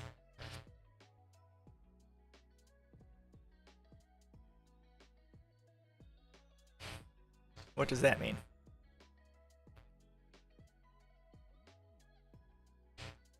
Dissolve the powers of the state and replace them with plurinational assembly?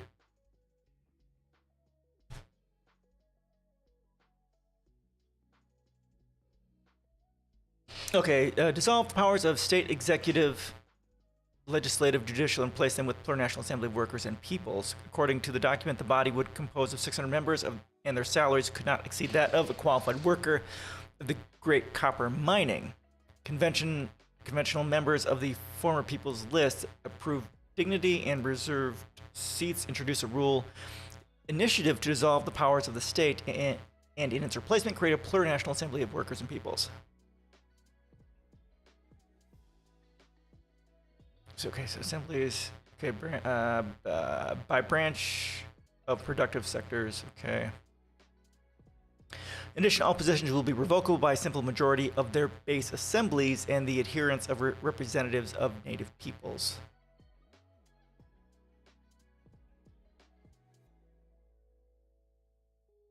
Okay, all right, interesting. I don't completely understand it, but it's like for when I was in the process of rewriting the Asgardian Constitution, that's still in my blog, that I was kind of thinking that the people in the individual industries would have their kind of own voting or chain of command or whatever, because they best know how to organize themselves. Then you can have them as a part of a much larger organization that does decision making and stuff like that. All right, it is clear that the process okay, we read that. The fact that these proposals did not garner support from a majority of the convention and therefore have not been included in the draft constitution seems like only a footnote. Discontent, confusion, and misrepresentations already shaped public opinion. So, like this is the abolition of existing state institutions. That would need to be very powerfully explained with graphics and everything. This is something that is such a radical change that you would have to make sure everyone understood exactly what that meant. Otherwise, they couldn't support it. At the same time, the right has deployed a massive and well-resourced campaign that has stirred up fear of social and economic decline by appealing to the worn-out but effective image of Chilezuela, referring to unlikely, if not impossible, Bolivarianization of Chile in the model of Venezuela. Between now and September 4th, we will have to see if the approval camp manages to sway voters in a plebiscite where, unlike in elections, voting will be compulsory. The official campaign period will be key. The draft constitution does not confirm any of the fears the right has invoked and is not revolutionary, but it does contain many innovations and unique features that would allow for progress toward greater social justice and environmental sustainability. In short, the new constitution responds to what many have been demanding for decades through endless mobilizations across sectors, including high school and university students, environmentalists, pensioners, unions, feminists, consumer associations, indigenous peoples, and others. Democracy with parity. Without a doubt, the greatest political novelty of the Chilean constitution process is its parity. After Congress reached an initial agreement to hold a plebiscite on whether to convene a constitutional convention, criticism arose over the fact that the agreement left out key issues emerging in the social uprising. The participation of independents on equal terms with members of the disgraced political parties, the equal participation of women and men, and a reserved seat quota for representatives of indigenous nations. Congress quickly secured an agreement for independent participation.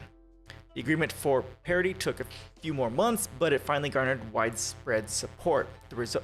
This resulted in the election of Chile's first body with gender parity, an important advance vis-a-vis parliamentary elections, which only require a quota for candidates. The reserved seats agreement took longer and was achieved a year later, ahead of the final deadline. Once the Constitutional Convention was installed, the parity of results began to demonstrate its significance in practice. The presidency of the convention was always held by a woman, accompanied by a man as vice president, and the coordination of the commission working groups was always headed by mixed pairs of two women, thus broadening the understanding of parity not as a ceiling but as a floor. This notion even permeated institutional politics, as evident in January 2002 when Boric appointed a cabinet with women occupying 14 of 24 ministerial posts. Okay, that's cool. The contents of the draft constitution show that parity made a difference. The anticipated change in the issues that the convention dealt with is reflected, for example, in the inclusion of the right to care, the right to a life free of gender-based violence, and the inclusion of a gender-sensitive approach to justice and fiscal and tax policy. But the most resounding result is the establishment of what has been called parity democracy, which establishes the conditions to achieve substantive gender equality. This translates into the principle of parity for positions of popular representation at the national, regional, and municipal levels, which also apply to autonomous bodies in and public companies, and will be encouraged for individual positions and in the private sphere. Okay, so they're pushing for gender parity in pretty much every single aspect of public life. Okay, that's pretty cool. Plurinationalism and the environment.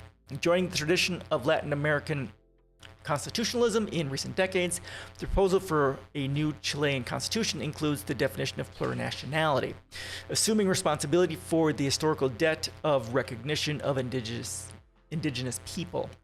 The use of the Mapuche flag during the social uprising and the presence of the banners that alluded to the repression that was being experienced as a mirror of what indigenous people have lived through for decades were the final triggers that made the indigenous presence necessary in the convention.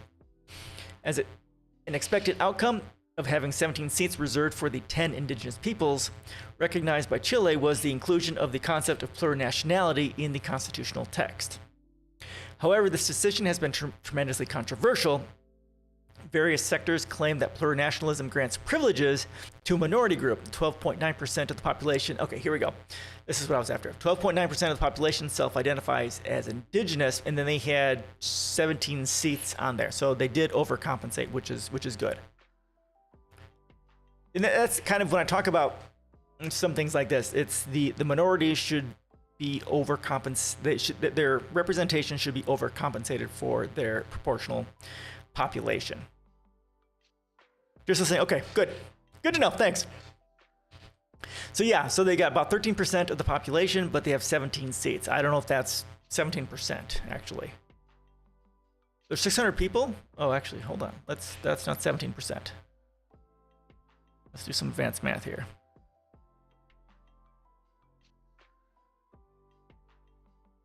That's 2.8% representation out of 600. Okay, that's not quite so good. Okay. 12.9% of the population self-identified as indigenous in the 2017 census over the rest of the population in a country with a smaller indigenous population than other countries in the region. It is curious to observe that the greatest resistance comes precisely from groups representing the social, political, and economic elite. Well, of course it does. Because they're the ones exploiting and destroying people of color and everyone else. The first president of the convention was a Mapuche woman, okay, Lisa Loncon. This was a highly significant symbolic milestone because it marked the first time that an indigenous person, man or woman, headed one of the country's highest institutional bodies of political representation.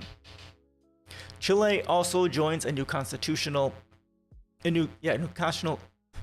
Chile joins a new constitutional current with the inclusion of environmental issues. Again, the backdrop of the uprising and the election of constituent representatives to understand the presence of these issues in the new constitution. The privatization of water rights and their prioritization for industrial use over human use have unleashed significant waves of protest in different locations in recent decades. The existence of so-called environmental sacrifice zones also generated powerful social movements that for years denounced not only the environmental deterioration, but also its impact on the people who live in those places. Independent local leaders emerged from many of these movements. Once elected to the convention, they worked together on these issues in what became one of the most controversial commissions due to the radical nature of its proposals. The articles ultimately approved by the convention plenary include the most essential points, recognizing the climate and ecological crisis as well as the need to address it. The document contains a catalog of environmental human rights, enshrines the rights of nature, and the state's special duty of stewardship over the natural common goods. Okay, that's really good. Such as the protection of glaciers and wetlands, and guarantees the universal right to water and healthy and accessible sanitation, declaring water a good that cannot be privatized in any of the states. Ooh, good stuff there. Good stuff. Social rights and the distribution of power. It is not obvious for many people that the institutional response to the 2019 crisis has been to authorize a process to change the Constitution, a path that, at least in the first days of the uprising, did not appear as a clear demand. However, after a month of intense mobilizations and general instability, the entire political class understood that this was the only way to open the door to making concrete and very long-awaited changes. The current constitution has a marked neoliberal ideological bias that left very little room for reforms in key areas. One essential issue is social rights. Social rights are barely protected in the current constitution, and in what's known as the commodification of social rights, private entities are always the providers of these rights, with an emphasis on the freedom to choose. Wonderful capitalistic bullshit. Without considering that choice is limited by the depth of one's pockets, as always. The draft constitution takes on this issue from the onset, defining in the first article that Chile is a social democratic state based on the rule of law. It goes on to catalog a long list of rights, including the classic rights to health, education, social security, and housing. Housing was completely absent in the 1980 Constitution, as well as a new generation of rights such as environmental rights to water and the rights to live in safe environments. Some further rights are included for groups in special need of protection, such as children and adolescents, older adults, and people with disabilities. Of course, the right to property was also duly protected, but in a less detailed way than in the current Constitution, in which its treatment is unusually lengthy. Of course, because it's classism and the rich people have more property, therefore they get more of the lawmaking. Another long debated problem that has seen very slow progress is the issue of centralism and the concentration of power. Historically, decision-making has happened in the capital, Santiago, and symbolic gestures such as the transfer of Congress to nearby Valparaiso have not brought about major changes. The creation of a newly elected position of regional governor during President Michelle Bachelet's second term has been perhaps the most decisive step, but its effects are only beginning to be felt nearly a year after the first regional governor's elections. The draft constitution transformed the current situation much more decisively, maintaining the unitary and indivisible nature of the Chilean state. If approved, the proposed constitution will create new institutions and clearly transfer power to those regions, including at the level of the communes. Now, I don't know what that means here specifically. It will create what has been called a regional state, with regional and communal autonomy. In addition to the regional governor who will head the regional government, there will also be regional assemblies, which together will make decisions on public policy, investment, and development policies. These changes mark a major advance in decentralizing and distributing political power and respond to a growing demand from the regions to be able to make their own decisions with insight from their direct daily knowledge of their own realities. Okay. Okay.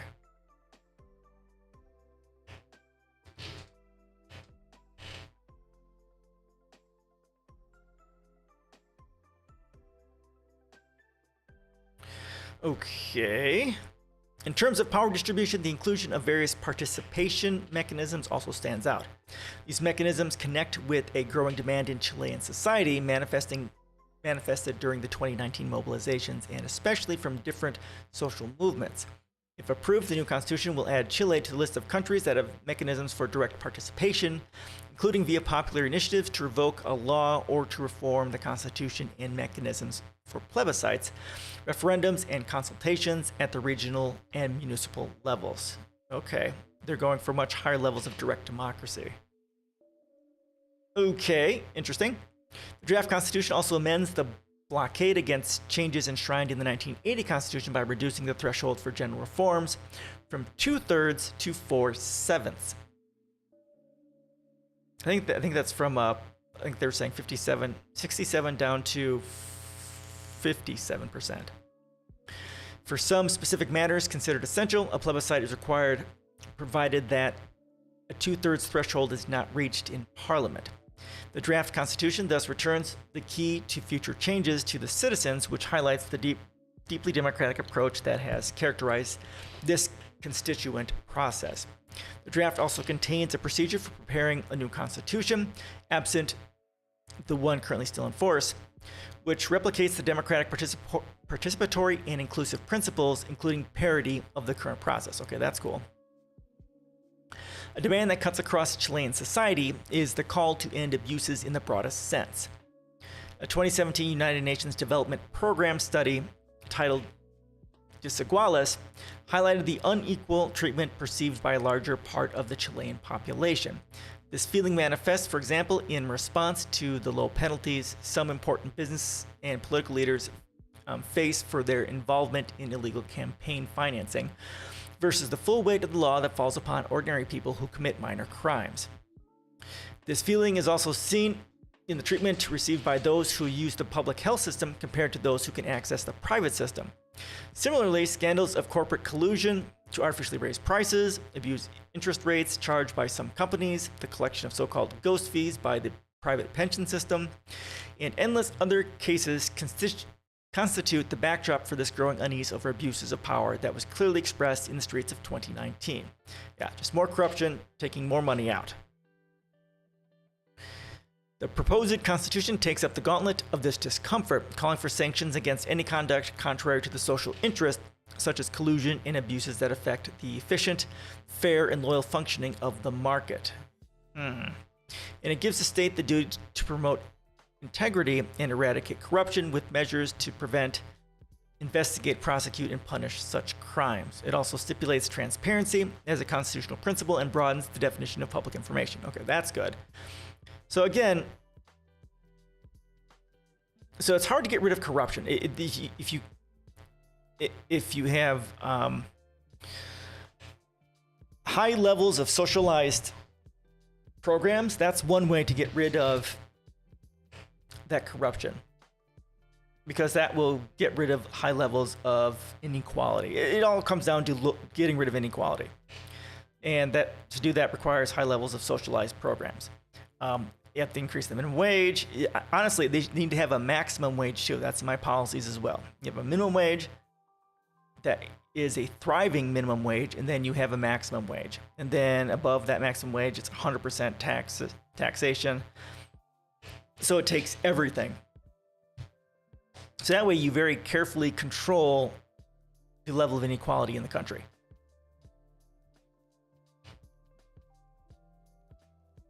A weak point, the political system.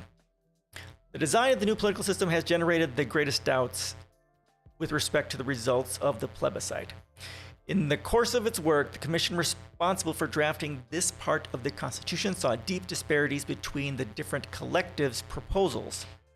These differences were also apparent between the representatives of the political parties, which meant that they did not manage as a whole to maintain some basic premises for strengthening Chile's debilitated political system. Right, so this is kind of what I was talking about. If you do not have like a solid vision for what you're going to do,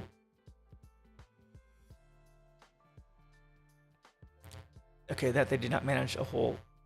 So they did not manage as a whole to maintain some basic premises for strengthening their debilitated political system, right? So if you don't have that like set forward that this is the sort of constitution we're going to write, then with these principles, the philosophical foundations of the work you're going to do, then right-wingers can come in here and say, hey, let's do this. Well, you can't do that because that's a violation of our core fundamental principles. I suppose that would be one way to help mitigate the harm that could be caused by right-wing or neoliberal or corporatist influences, because anything that they do would be counter to the philosophical foundations for the creation of a new constitution. That might be one way to do it. And that's honestly kind of the way my policies work. You start with the philosophical foundations. First, you have the Declaration of Unified Rights, which is which uses the Universal Declaration of the Rights, Universal Declaration of Human Rights as its basis, and the Universal Declaration of the Rights of Mother Earth. You start with these at the beginning, and then you already have your philosophical foundations for how you're going to write a new constitution. Okay, that makes sense. Perhaps the most significantly, the draft new constitution does not include the concept of political parties, which is replaced by political organizations. This is undoubtedly one of the clearest concessions to the massive presence of independent constituent representatives. It remains to be seen if this will translate into something concrete in the yet-to-be enacted electoral law, but it seems rather unlikely, at least with the current composition of the Congress. For example, the convention did not agree upon a minimum threshold for assigning parliamentary seats, a fact that, on one hand, enabled minority groups to have representation, but on the other hand, could further fragment the political system. Yeah, so proportional representation is the kind of the minimum way you go with this. And then, as I was talking about, making sure that some specific minority groups automatically have a voice is probably important. Like here, the indigenous groups should have at least, whatever their percentage is of the population, plus maybe a little bit more, maybe one more seat. You want to overrepresent minorities because they are a minority, because they lack any real power. If approved, the new constitution will replace the existing bicameral Congress, okay, so like they're bicameral like we are, with an asymmetric one that strengthens the lower house. Curly Bear, you made it. How you doing? Got about 50 minutes left. How's your weekend so far? We're reading about the Chile's new constitution. You're reading this one, and we read this one before.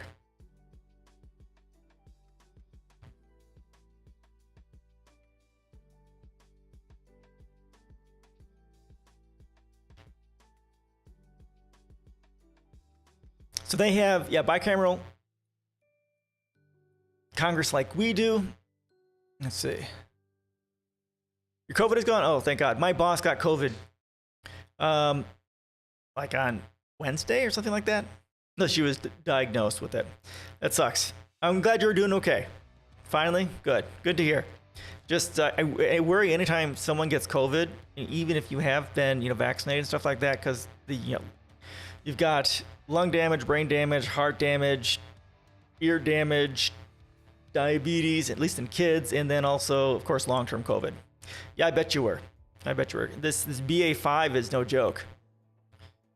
The BA.5 variant is no joke. It just rips right through the vaccines and stuff like that. It still gets people sick. I'm glad you're recovered and no other side effect was inflicted as a part of that. Hi there, what do you support? Careful what you ask for. Here are my policies. I have a policy site. Here's my blog. Here's my blog. So I'll give you, I guess I'll give you an overview of my policies here. My policies start with creating a brand new philosophical foundations for humanity, which start with interdependence as the most powerful and most important part of my policies. The interdependence of humanity, not only with itself, but also with the natural world. And then from there, global domestic policies. I've got a whole bunch of stuff there. Who? Who what?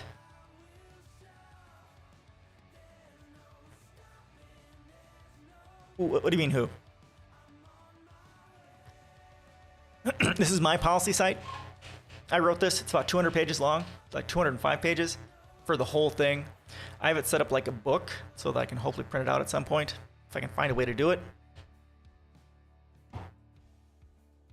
I blog, I write about a lot of anti-capitalist stuff. Here's probably my great post to start with. So I got global domestic policies. Here's the second phase, which is like a minimum wage, maximum wage, declaring climate change as an existential threat to humanity and working towards a war on climate change.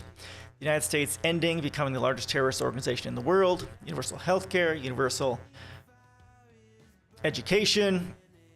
Ligma, I have not.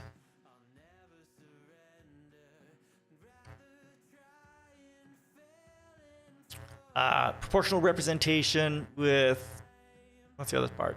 Ranked choice voting, education, universal education with huge changes to education. So that's the kind of stuff that I support that are in my policies and stuff like that. Ligma balls. Hey, you're pretty funny. So that's what I support. If you want to read more, it's there in my policies. And then part 3 is evolving humanity beyond poverty, war, and suffering, which means evolving beyond monetary systems and into a resource-based economy. So that's what my policies talk about. And then my blog here talks about a resource-based economy if you really want to figure out like where we need to go from here to solve humanity and save humanity from extinction. I know. Currently, we are reading an article on Chile's new constitution. Sounds good? Yeah, go ahead and read it. I've got a lot of work there. James Sturman 122, how you doing, man? Welcome. Happy Saturday. How are you guys doing today? I'm from Wisconsin, by the way. South Central Wisconsin. And we're reading an article on Chile's new constitution and process and stuff like this. I wanted to cover it last week, but I completely forgot about it, and I just remembered it this time. So we're reading articles on that.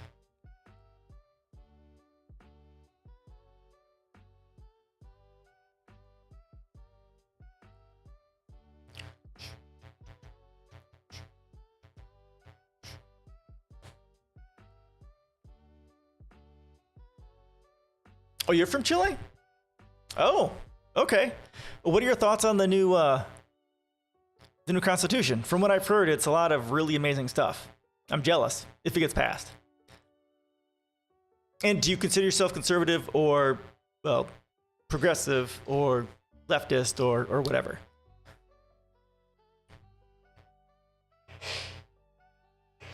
So what's your thought of the whole process and everything?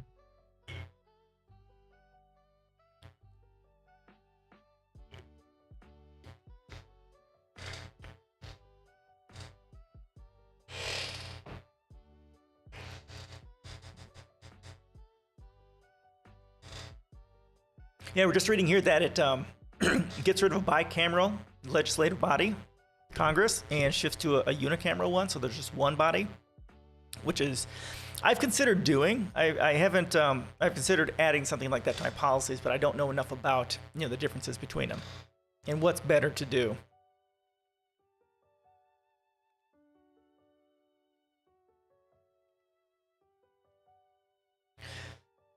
All right, so I'll keep reading while you're still typing.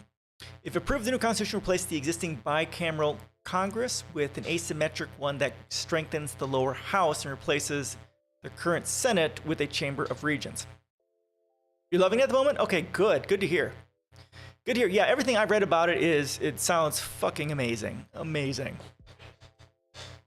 And what we read in the previous articles, this is the second article we're reading on this, that the public perception has changed radically to not support it, mostly because of propaganda from the right. Does that sound about right?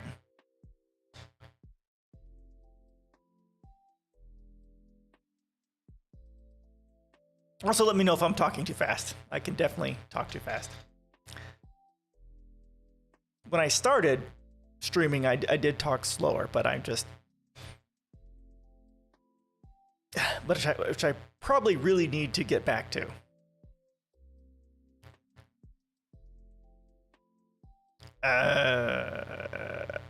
Okay.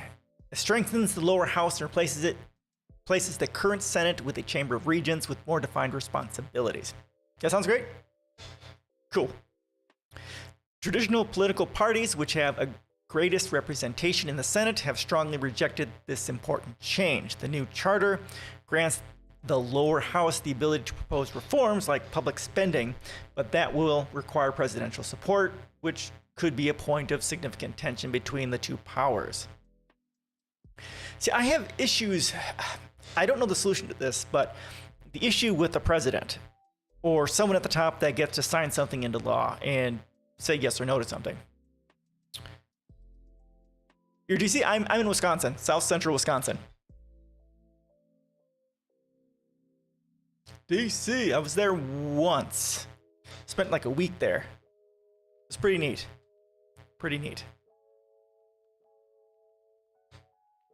Yeah, it's pretty nice here.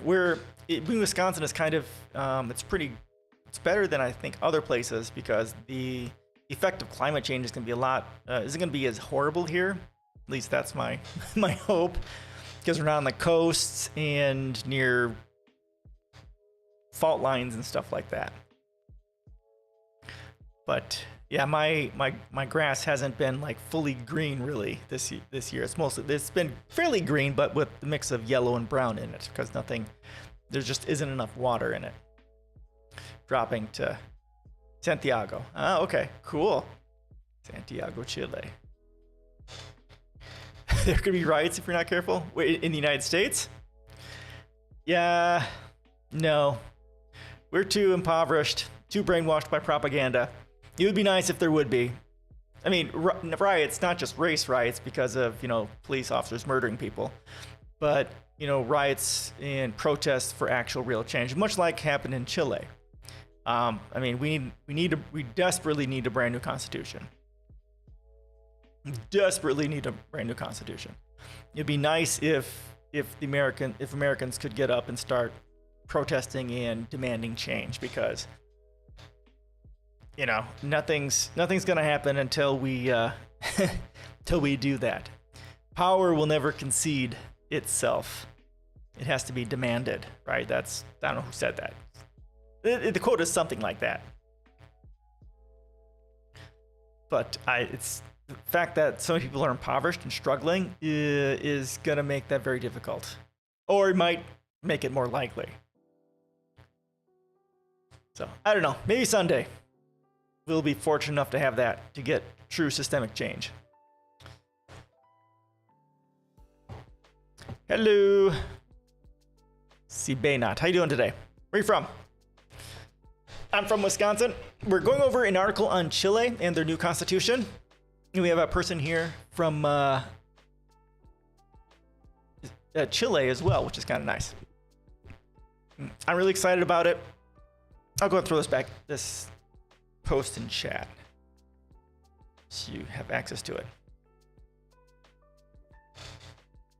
All right, I'll keep going on this. Let's see. Okay, despite earlier discussions about the need to change a semi-presidential system, the draft constitution maintains executive power with only a few changes, primarily around a greater distribution of powers for introducing bills and control of emergency parliamentary debates. Mix of an asymmetrical bicameral Congress. Okay, so they do keep it bicameral. With presidentialism has no international precedence. It will be interesting to see how it plays out. Okay, so yeah, I have an issue with presidents having a presidential office that can veto and approve stuff getting in. And there's just too many issues with presidents not doing what they need to do. So I don't know what the alternative is, but I have a problem with that.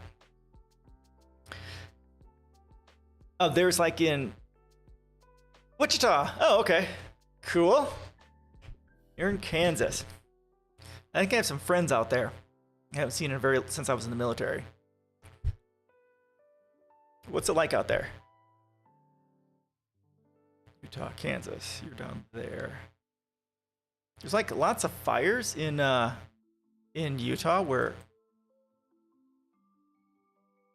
I work for an online university. I work for a university there in Salt Lake City, Utah, and they have the people that are living there have a lot of fires going on in the area and a lot of smoke problems going on. Do you guys have any of that down there?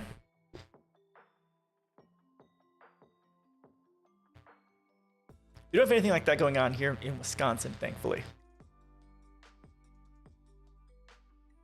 I'm going to America in a couple of months. I've got a board meeting with the Jamaican joggers at Texas. Oh, first time traveling. Oh, okay, cool, good for you.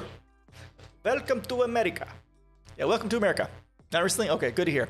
Yeah, it'll be interesting coming from Chile to here. Big fan of Wisconsin? I am too. Yep, good people, lots of cheese, lots of beer, good weather. The winters, well, because of climate change, the winters aren't bad. They're actually pretty reasonable now. I remember in the 80s when I was young, having snow starting in October. Now we're lucky if we get them by Christmas. Yeah, visiting America will be kind of nice. It would be a huge change, I'm sure, from what you're used to. How long are you gonna be here?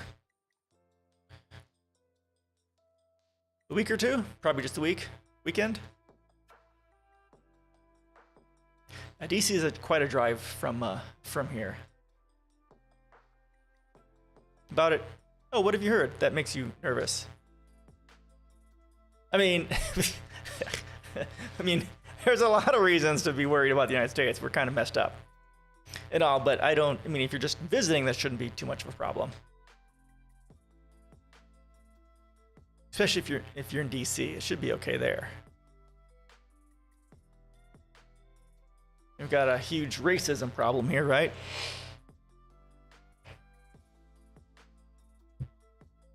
It's like Mexico and if we had Mexico and Canada invade us to get rid of our neo-Nazis, that would be a good portion of the right. Yeah, there was a Twitter. Was it Twitter? I think had an algorithm to, block posts by that were racist, and if they did that, they'd have to get rid of almost all the right-wing people because of it. Britain. 1 week? Okay, cool. Nice. We'll enjoy it. DC shouldn't be too bad there. It'll probably still be warmer than, it's definitely gonna be warmer than up here. But yeah, there's a lot of good stuff to see there. 2 weeks. Oh, that'll be nice. Hopefully you get a time to look around. There's some neat stuff there. I really enjoyed the Jefferson Memorial. Just the things that Jefferson wrote was really inspiring to me. But he's, as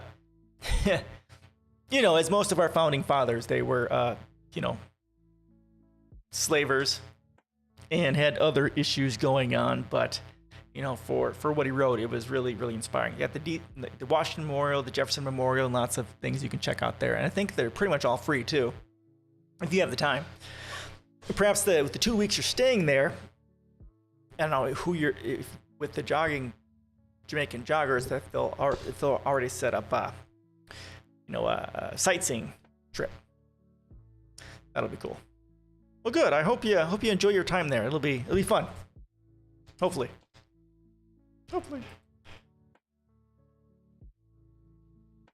All right. Outcomes and impacts for progress.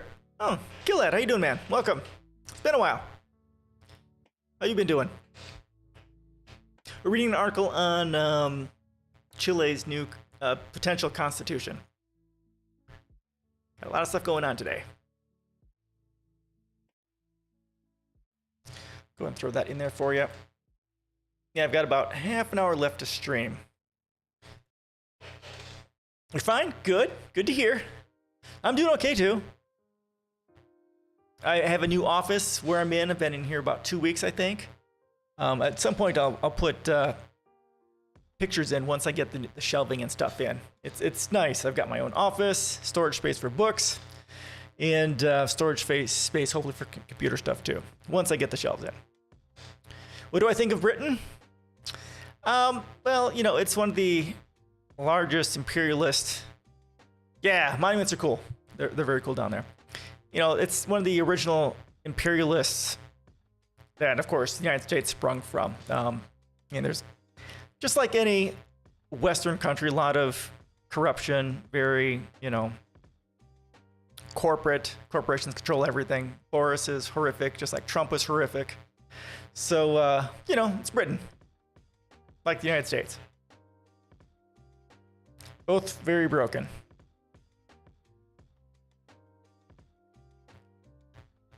They do have a subway system too in DC, which I'm not a fan because I'm not used to it. Kansas, flat. I don't think I've actually been to Kansas. I don't think I have. I think flat. Lots of fields, wheat fields, maybe. Probably pretty hot because I think it's flat at least. Is it flat? Wisconsin has a lot of hills. They're very hilly. We're an area with a lot of we had a lot of glaciers going through here, a lot of stuff like that. When do you think it won't be fair to call Great Britain imperialist anymore? For example, Germany indeed was Nazi. Yep, but it isn't anymore, and it's not. Well, I disagree completely. The entire West is imperialist and colonialist. That hasn't ended. I mean, the United States, Europe, Britain, most assuredly, is still raping, Central, South America, Africa, of their resources, especially through their work with the IMF, the International Monetary Fund, and the World Bank. So they're still very much imperialist. It's just the form that it's taken is changing a little bit. It's not as overtly invading, taking stuff. Oh, well, the United States is. The United States definitely is doing it, but they're still, the original. The original is still dealing with it through more larger scale methods. Very, very hard to not ever call Great Britain imperialist because they were the original in the West. That history is there. And the harms of their imperialism is still felt all throughout the world. Maybe once Britain and, well, frankly, Europe and the United States pay trillions and trillions of dollars of reparations to the global South, maybe then I would work towards not saying that, possibly. And if they also stopped, their imperialist ways, along with the rest of the global North and the United States.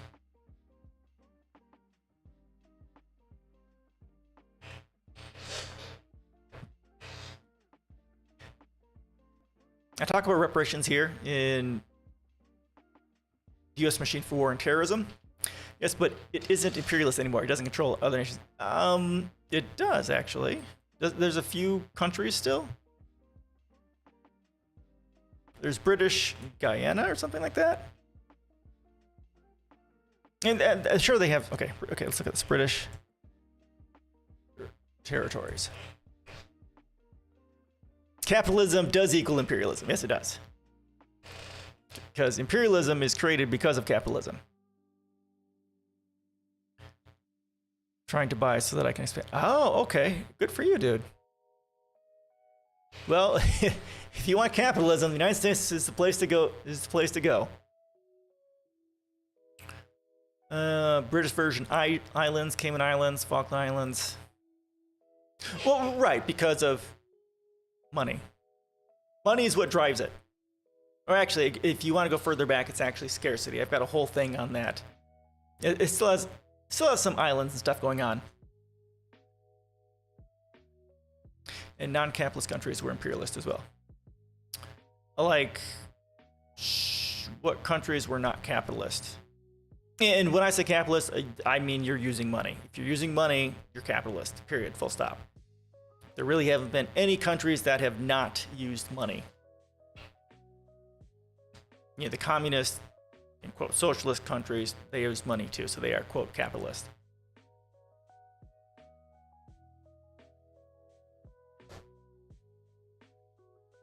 Empire through Rome. Oh yeah, they all had money, so they were definitely very much imperialist and expansionist. Oh yeah, I mean, you can go back. I mean, the advent of money. Okay, so pretty much from the moment that we made not the moment, but during the era when we made the transition from the Paleolithic to, well, not by a technical definition, because technical capitalism started in, what, 1800? No, not 1800. 1600 in the Netherlands or something like that. Like I said, when I say capitalist, I mean uses money. Actually, I'm actually really talking about scarcity is really where it starts. Well, sure it does.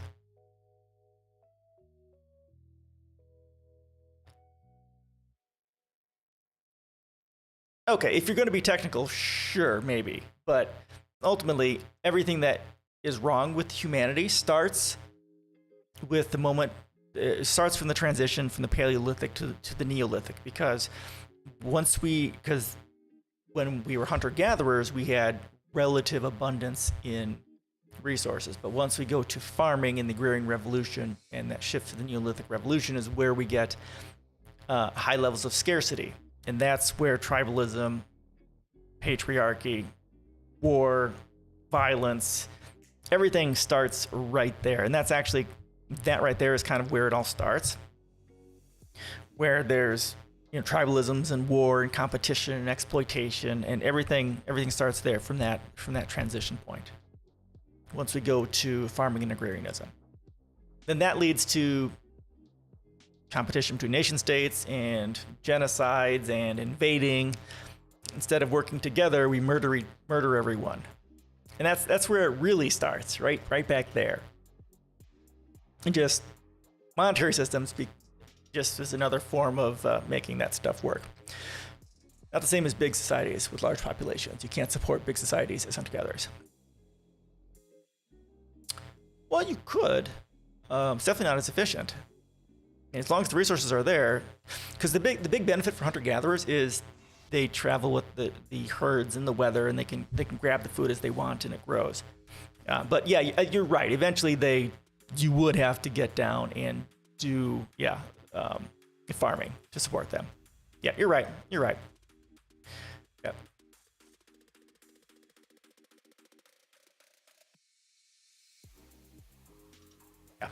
Yeah, but that, of course, creates the problems of scarcity, and then everything goes to hell in a handbasket after that.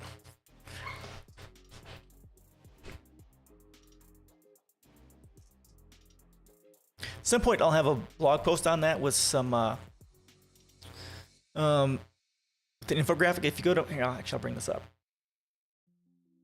I have an infographic that I'm working on that I haven't not finished with yet.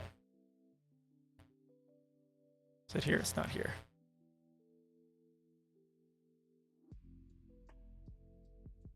There it is.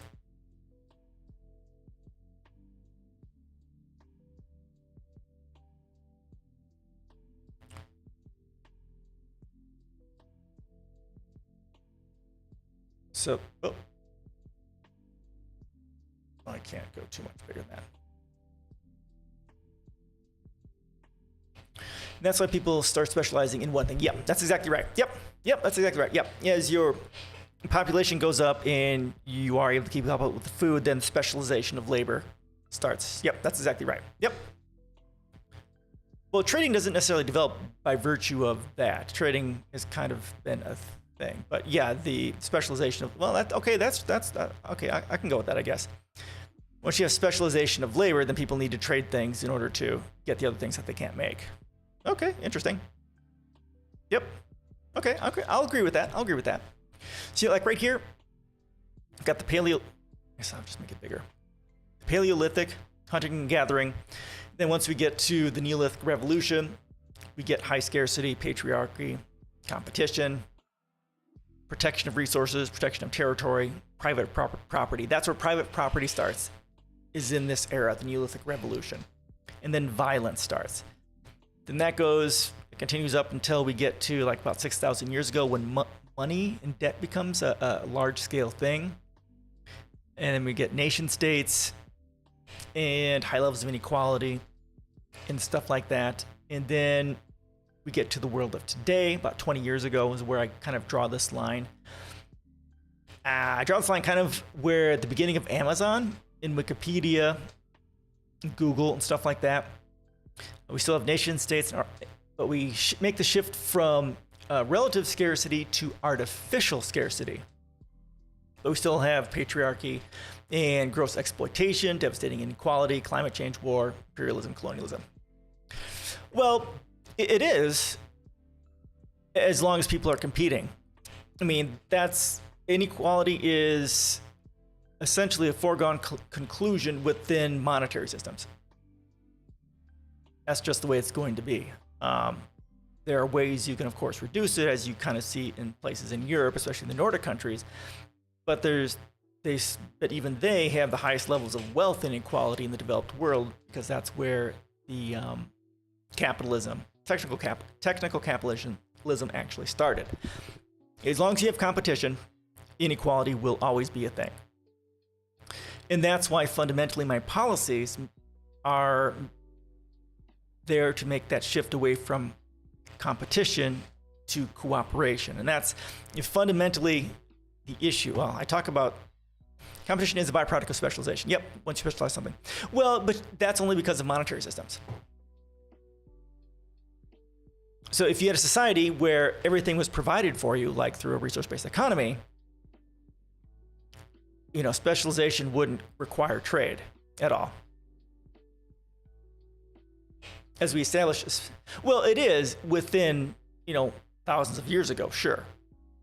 But in a future resource-based economy, that wouldn't be the case. It's not. Competition is not required if we are a cooperative society, but it is required in a competitive society. This is my post. It's a 9-minute read. It's called the Tension Within Methods of Exchange.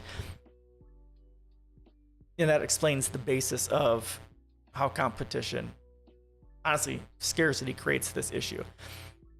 If you had a society where all your needs were met and you could do whatever you wanted, do your specialization of labor, then there wouldn't be any need to compete or exploit or anything like that, because everyone has their needs met. And we could do that through high levels of automation and AI, and of course, having a highly educated populace. Those things are needed to have innovation and, of course, high level of technical competency amongst the populace.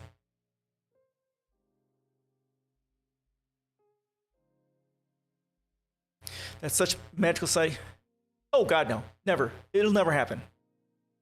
I'm a complete doomer. In the next 100 to 200 years, most life on this planet will be gone. We are in the end of days. Human extinction is coming much faster than we actually think. It would take, right now we were reading an article on Chile and their amazing new constitution, proposed constitution, and it would take a whole bunch of countries, especially the United States, having protests and riots and demanding political change and getting a brand new constitution before anything could happen. But it's just not going to happen.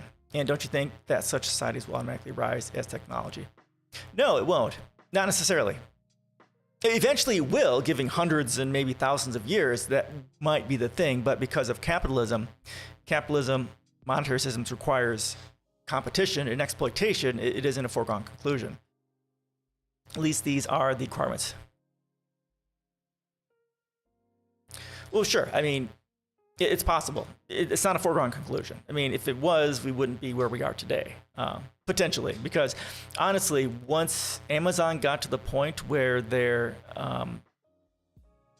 we understood that we had the ability basically to create a centralized, or at least decentralized, centralized method of planning our economy, that's something we should have done. Because we can do it now. Like communism, as it exists as they talk about it in a technical form, couldn't exist prior to the last 20 years or so, more or less the last 10 years ago, because of the moneyless society and centralized planning. We could do that today, and a resource-based economy requires similar power for decentralized, centralized economy planning. But it's not a foregone conclusion that you'll get to such a thing, because competition and the level of inequality that is basically required for capitalism to exist means that those in power will always have more resources, more political power than those who don't. And those who have the power will not be willing to give up their power to make the world a better place. And if that was a thing, we would be in a much different world than we are today. Especially here in the United States, which has the largest level of inequality, largest level of income inequality in the developed world. Because the capitalism requires competition, which creates a sociopathy within people. Those at the top, those at the bottom, but more specifically, those at the top. And as long as there's that brain damage, it's hard to, because you're a sociopath, if not verging on a psychopath, those at the top, it's going to be very hard to get them to care about humanity when they don't. Police and military is a thing. Yep, the U.S. has a rich history of Yep, that's exactly right. Exactly right, give me mine. Can understand what you propose, that's not capitalism. We both agreed that specialization is inevitable in large societies, and when you have specialization, you don't need trade. Within, if you have high levels of scarcity, and you have money and specialization, then yeah, you will need money. But if you have a society where we don't have scarcity, or scarcity in any meaningful way, then you don't need money. You don't need trade. There are other ways of dealing with it. In fact, the sheer environmental damage that we have today is because of trade and competition. The damage to people's lives and to inequality, people's lives and the increase of inequality globally is because of money and competition. Well, sure. Capitalism is a natural evolution of the way humanity was going. Sure, I don't have a problem with saying that, but it shouldn't. Can't be the end. We are at a state right now where we could transition to a resource-based economy now, and it would be. And I actually wrote a post on this. What would happen if we said yes? Let's do a resource-based economy. If you want to read about resource-based economy, I talk about a bunch of that here. I talk about how we might create one. Before we have that large levels of scarcity, I'm talking about the present, not the ancient future. I'm talking about how to reach these levels of scarcity. But we have large levels of scarcity now. Well, we have artificial scarcity, not real scarcity. I mean, society started, when you take that transition from the Paleolithic to Neolithic, that's where scarcity started. And then it continued to grow because technology and their knowledge on how to, manufacture things and the growth of specialization of labor evolved. And then eventually get to the point where we are today in the last 20 years or so, where, we have artificial scarcity globally. And if we got rid of that artificial scarcity and everyone had access to what they wanted, everything would radically change.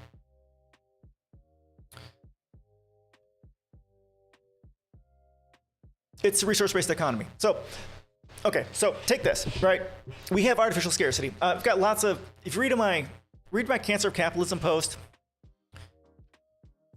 I shared that earlier. This is if you want to start understanding, read this. It has links to all my other posts. Read those. So I go into and I explain it. Essentially, we have artificial scarcity today. We don't have real scarcity, right? People are destroying crops because the government pays them to do it. And we have such an inefficiency within the way we produce things that there is so much waste on there that doesn't need to happen. Like in the United States, for every person that's homeless, there are 31 houses sitting there empty, right? That's artificial scarcity. Give these fucking people houses. There's no reason not to give them houses, right? And why don't we give them houses? Because money, because profit.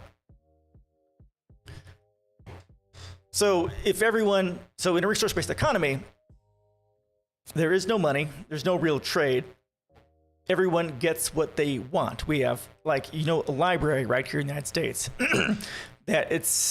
we would put together resource sharing centers where people could check out a book, check out things that they want that they don't have.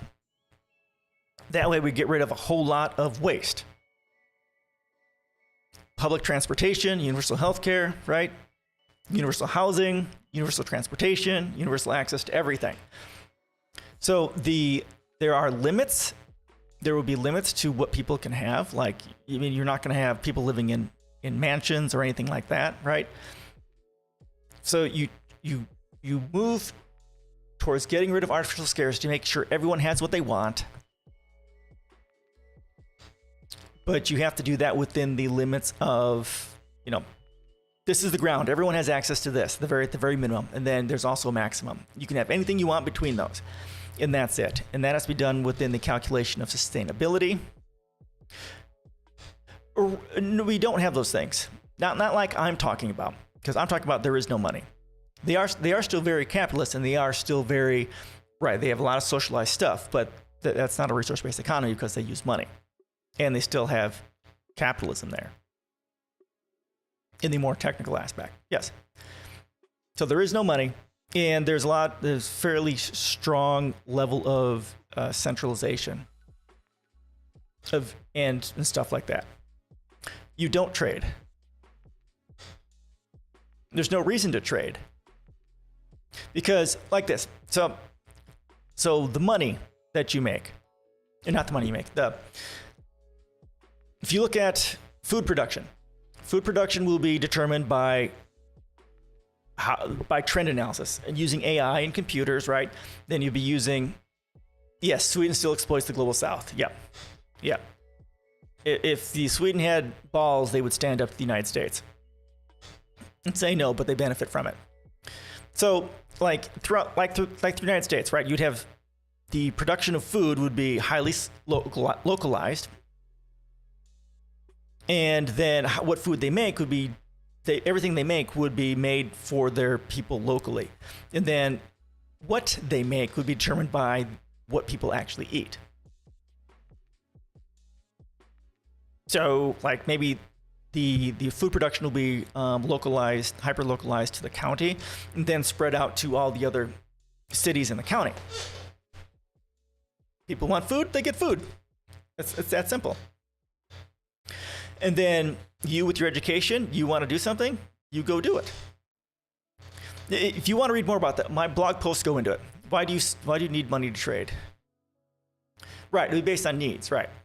Whatever you want, you get access to. And it's about cooperation, it's about sharing things. How do you get stuff? You ask for it. How do you get it? You ask for it. Like jewelry won't be a thing for the most part. I mean, jewelry is all about, there'll be some, but there's no reason to have jewelry. I don't know. So what I would probably say to that, because there isn't, how this is done is there is no explicit formula for this yet. This is very highly conceptual. I would think that it would be up to sustainability calculations, and if we need that for other things. But by and large, the wanting for jewelry, stones and stuff like that, is really a byproduct of the superficiality of capitalism and the propaganda put forth about wanting jewelry and things like that. It's specifically talking about jewelry with, diamonds and jade and stuff like that in it. Right. So the first way we deal with that is a values change, because that's where everything starts. Values change. Oh, thanks so much for the follow. I appreciate that. Glad you found something of worth. So the first part of fixing things is the values change. Every person has their desires in these things and has things that he doesn't need but still want. Do you need a smartphone or just one? Do you need an Apple Watch? Sure. A lot of those technological things you'll still have access to because they're information you need. So the first issue here is values. Our values are broken because we are in a competitive and exploitive capitalism. And it's very vain and superficial in, wanting all the new things. We have to forge a society based on interdependence, the interdependence of humanity with themselves and with the natural world. So the actual desire to want something wasteful and luxuriant like that, that's something we need to spurn. So it's a values thing. People still have access to TVs and smartphones, right? Again, that will be set within the limits of, what you have access to. There's minimum of what you can get access to and the maximum. And that's going to be based on sustainability calculations. Well, right, they want more expensive things because of the brain damage that they have from capitalism. So I talk about, I have a post here that talks about answering questions from capitalist apologists. It's right here. This links to all my other posts. Honestly, give this post a read. It's long. It's the longest post I've ever written. But it links to all my other blog posts on capitalism and resource-based economies, really read this post and read all the posts I've linked to it, and you'll get a lot of your answers, your questions answered. I can't speak properly. Have more clothes, some people collect shoes. Yep. Right, but again, that's a values thing. Wanting to collect a whole bunch of stuff that you don't need and wasting the materials, it's not a good thing, right? And that's a values problem we have with today. All the things you're asking about you're asking me about, well, what about the brain damage we have today? We need to instigate in that values change where sustainability is a good thing. We're not wanting to do wasteful things, is a good thing. And that's where the values of interdependence comes in. Interdependence, humanity, and the natural world. That is the prime thing that needs to change, which these values are antithetical to capitalism. Capitalism is about waste, infinite growth on a finite planet. It's always GDP, production, profit. It has to be infinite, otherwise capitalism collapses. But that's not how you have a great society. That's wasting. That is destroying the world for fun and corporate profit. That's not what we need to do. Doing that is what brought us the world we have today and human extinction in the next few hundred years. If you want to change humanity so that we are living sustainably and cooperatively, not murdering each other for fun and profit, you need to have the values change, and that's what this is. The values change starts first. Then things you're asking about are all the brain damage that we have from capitalism. And the guy who was asking me these questions, he was asking very similar questions to you are, and that's that capitalist brain damage talking. Read that post. The first part of it is 31 pages with links to all my other posts. I have like 126 pages worth of posts on capitalism and resource-based economies. There's a lot there, but I answer most of your basic questions in one form or another in there. So our values will change from collecting material things to making a change in humanity and natural world. People like their own stuff way before capitalism. Yep, for example, emperors have lots of wealth. Right, emperors. You're talking about the disease right there. Inequality, right? It's a natural thing. It's ingrained in human psychology. Well, throughout all of humanity's existence,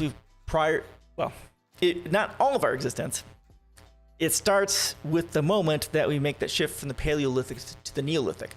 The moment that scarcity starts, that's where this starts. That's where the brain damage starts.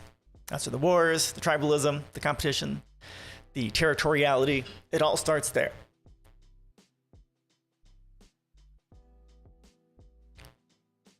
And emperors should not exist. Hoarding of resources should not exist. That is part of the disease that we have from capitalism. It's not human psychology. It's a biopsychosocial result of inequality. It's a biopsychosocial result of scarcity. It is the result of scarcity, not having what you need. If you want a great book to read, and this is part of the required reading for my policies, I wish I could get everyone to read this. He really goes into this. He has like 50 pages of sources. The New Human Rights Movement by Peter Joseph. Come on. Uh-oh, hold on.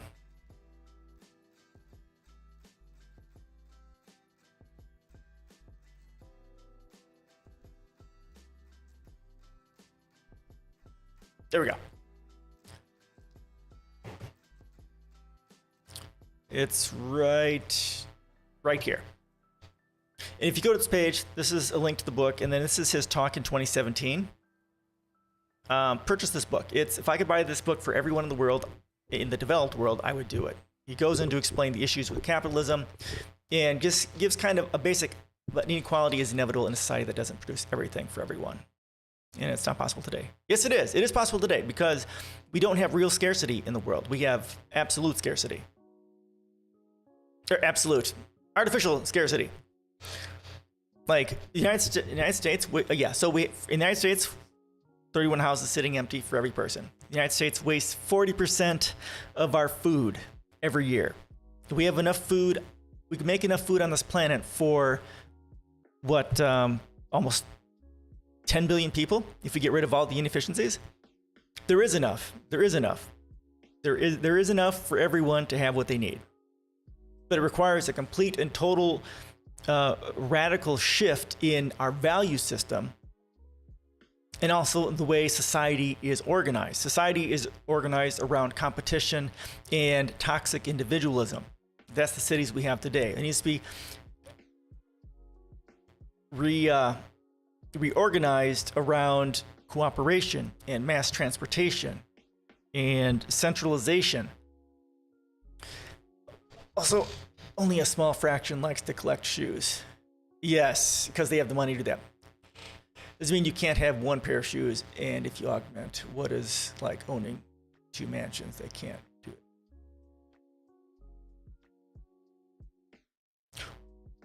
Yeah, but it's exactly the opposite. No, oh my God, dude, you're fucking completely wrong. No, capitalism doesn't reduce in. Okay, so there's 2 types of efficiency: technical efficiency and market efficiency. Capitalism reduces market efficiency, profit efficiency. It doesn't care about technical efficiency.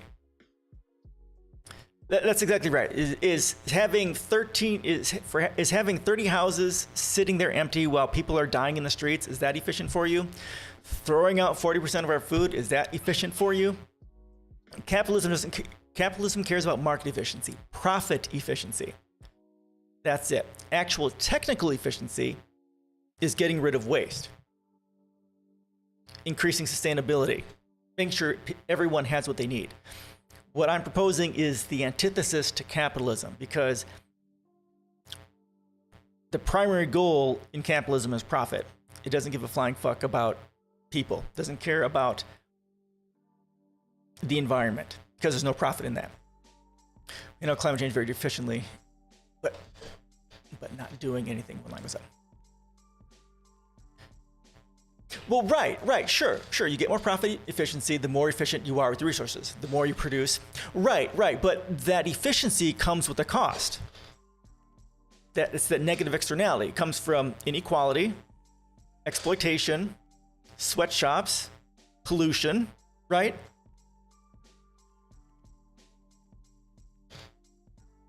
So profit, it's the efficiency, profit efficiency is all that matters, right? It's more efficient at extracting profit by exploiting resources, people, environment, murdering them for fun and corporate profit. Profit efficiency, that's the only thing that capitalism cares about. If it cared about technical efficiency, well, we wouldn't be having this conversation, because everyone would have homes, everyone would have food, we wouldn't be wasting 40% of our food supply, we wouldn't be murdering each other in wars and coups. That's why you have checks in capitalism. That's why you need some regulations. Well, right, but those regulations are required because of the inherent exploitation required by the sociopathy involved by competition and scarcity. You have to get rid of that before you can fix anything. And I talk about that within the tension. It's not working. Humanity is going extinct in the next few hundred years, dude. It's not working. If it was working, we wouldn't have climate change. We wouldn't be wasting, in the United States, we wouldn't be wasting houses. We wouldn't be wasting 40% of our food. You have to be clearly in a stage of massive denial to even think that it's, quote, working. People are dying globally. The global north is murdering people in the global south for hundreds of years and exploiting them. The global south isn't poor. We've been stealing all their stuff. So if you call food waste and homeless people capitalism working, well, you're right. It is working. That's exactly what capitalism does. That is the point of capitalism. Destroying people and resources and the environment for profit. I have to get going here in a little bit. So I got to do something with my daughter. Denying trans people health care, banning sex ed in our schools, and CRT. Yep. That's stuff that's working well. Standards of living never rose as quick as it did. You really need to take a look at those things in perspective. Well, right. Yes, sure. Yes, that is true. The rise of capitalism created a greater increase in standards. Yes, it did. But it also created poverty. It created inequality. The capitalism, sure, increased our quality of life, but how much better would it be if we were cooperative? If exploitation and market efficiency, if profit efficiency wasn't a thing? What if we had a cooperative society that cared about technical efficiency, having no waste, making sure everyone has a home? What would our standard of living be then? No. In the Paleolithic, they weren't poor. For their quality of life, they had a relatively much better quality of life than we have today. In the Paleolithic hunter-gatherer society. Now, but right, the poverty was created by inequality, dude. The poverty was created by capitalism. Sorry, poverty was created by capitalism, competition, exploitation. Poverty is a requirement of capitalism.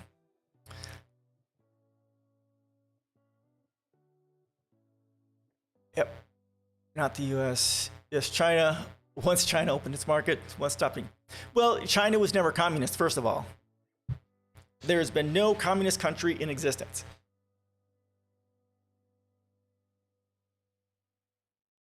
One of the key defining traits of communism is it is a moneyless society. There's been no contemporary society, effectively, large-scale nation that has done that. So it has never been. I have a post on that too, actually. Let me talk about this. No, socialism. I have a post talking about that too. You should read that.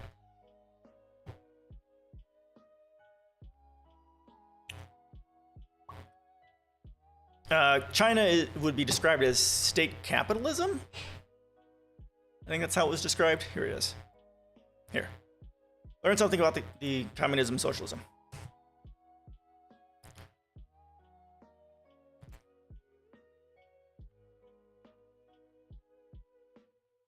Sure, they opened up their markets and did stuff. Sure, that did, yes, that allowed them. Well, it's not just that allowed that. They suppose you poor only if you have richer people than you are. But look at the living standards. I don't care about the existence of richer people than me. I care about my living standards. That's exactly the problem. You only care about you. That's that toxic individualism. That is the problem. Why do you compare? Because why should we have others suffering when there's no reason for it? Because we have artificial scarcity. No one should have. We have 31 homes for every homeless person. If you don't care about others, you're a prime example of why the system is broken. Not caring about others is that sociopathy, and that is a result of capitalism, the toxic individualism, the toxic competition. Yeah, exactly. Your perspective is thwarted because you are in a position of extreme privilege, because your standards are okay, so you don't care about others, right? As long as you're okay, fuck everyone else. That's the difference between the right and the left. The right doesn't care about others. The left, the actual left, it's, okay, I've never been impoverished. I've never been raped. I've never had a bunch of horrible things. I have a shitload of privilege. But because of that, I have a much more acute awareness of my privilege, and this shouldn't happen to anyone. Inequality, and about why it is or isn't a problem. So you're okay with poor people and people dying in the streets without housing or health care or anything like that. That's what you're telling me. Is that what you're telling me? Because if it is, you're the problem. Because you don't care about people dying in the streets, not having health care, people suffering in poverty. I also have I did a talk on poverty, not a talk, a facilitated discussion on poverty. You need to research the harms of, well, that's what you said. You don't care about inequality, so you're okay with those people dying in the streets. Here, I've facilitated talk on poverty. Here are the effects. Poverty is relative. Sure it is. Sure it is. But why should poverty in any form exist? Why should any form of poverty exist when it doesn't have to? See, you're okay with inequality, therefore you're okay with poverty and the suffering, people dying. Look at the harms of poverty. It's devastating. Devastating. If you're okay with inequality, you're okay with poverty. Any existence of poverty is a crime against humanity. And if you're not, if you don't believe that, you need to check your privilege. Massively check your privilege, dude. All right, guys, I have to get going. My daughter's waiting for me. Everyone, thank you so much for joining. This is a moment for any last-minute comments, questions or comments, suggestions before we go. Gilad, thank you so much for joining me, man. I appreciate seeing you again. Really, read my stuff. I spend a lot of time answering a lot of your questions in a lot of my posts. There's a lot there. I've spent over a decade blogging. I've given you, links to a bunch of the stuff that I've talked about answering those questions. Nothing to do with poverty. Inequality creates poverty, dude. Dear God, man.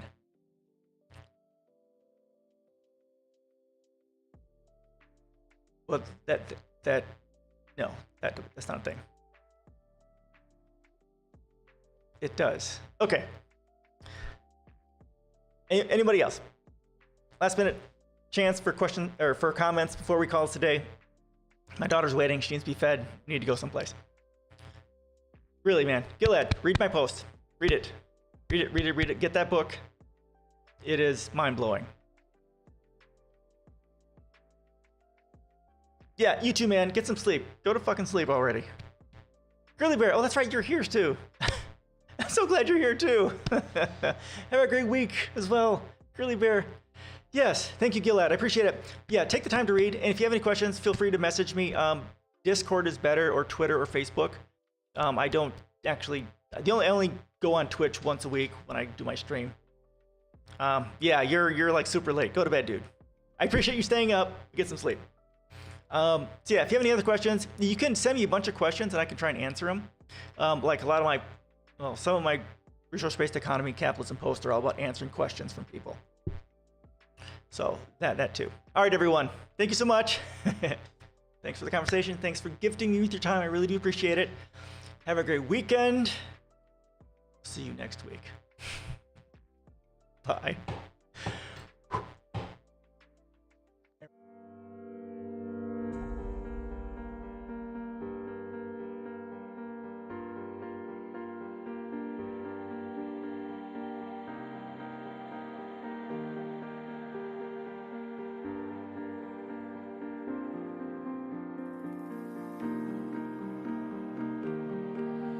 Just me and you, let's make up all the rules.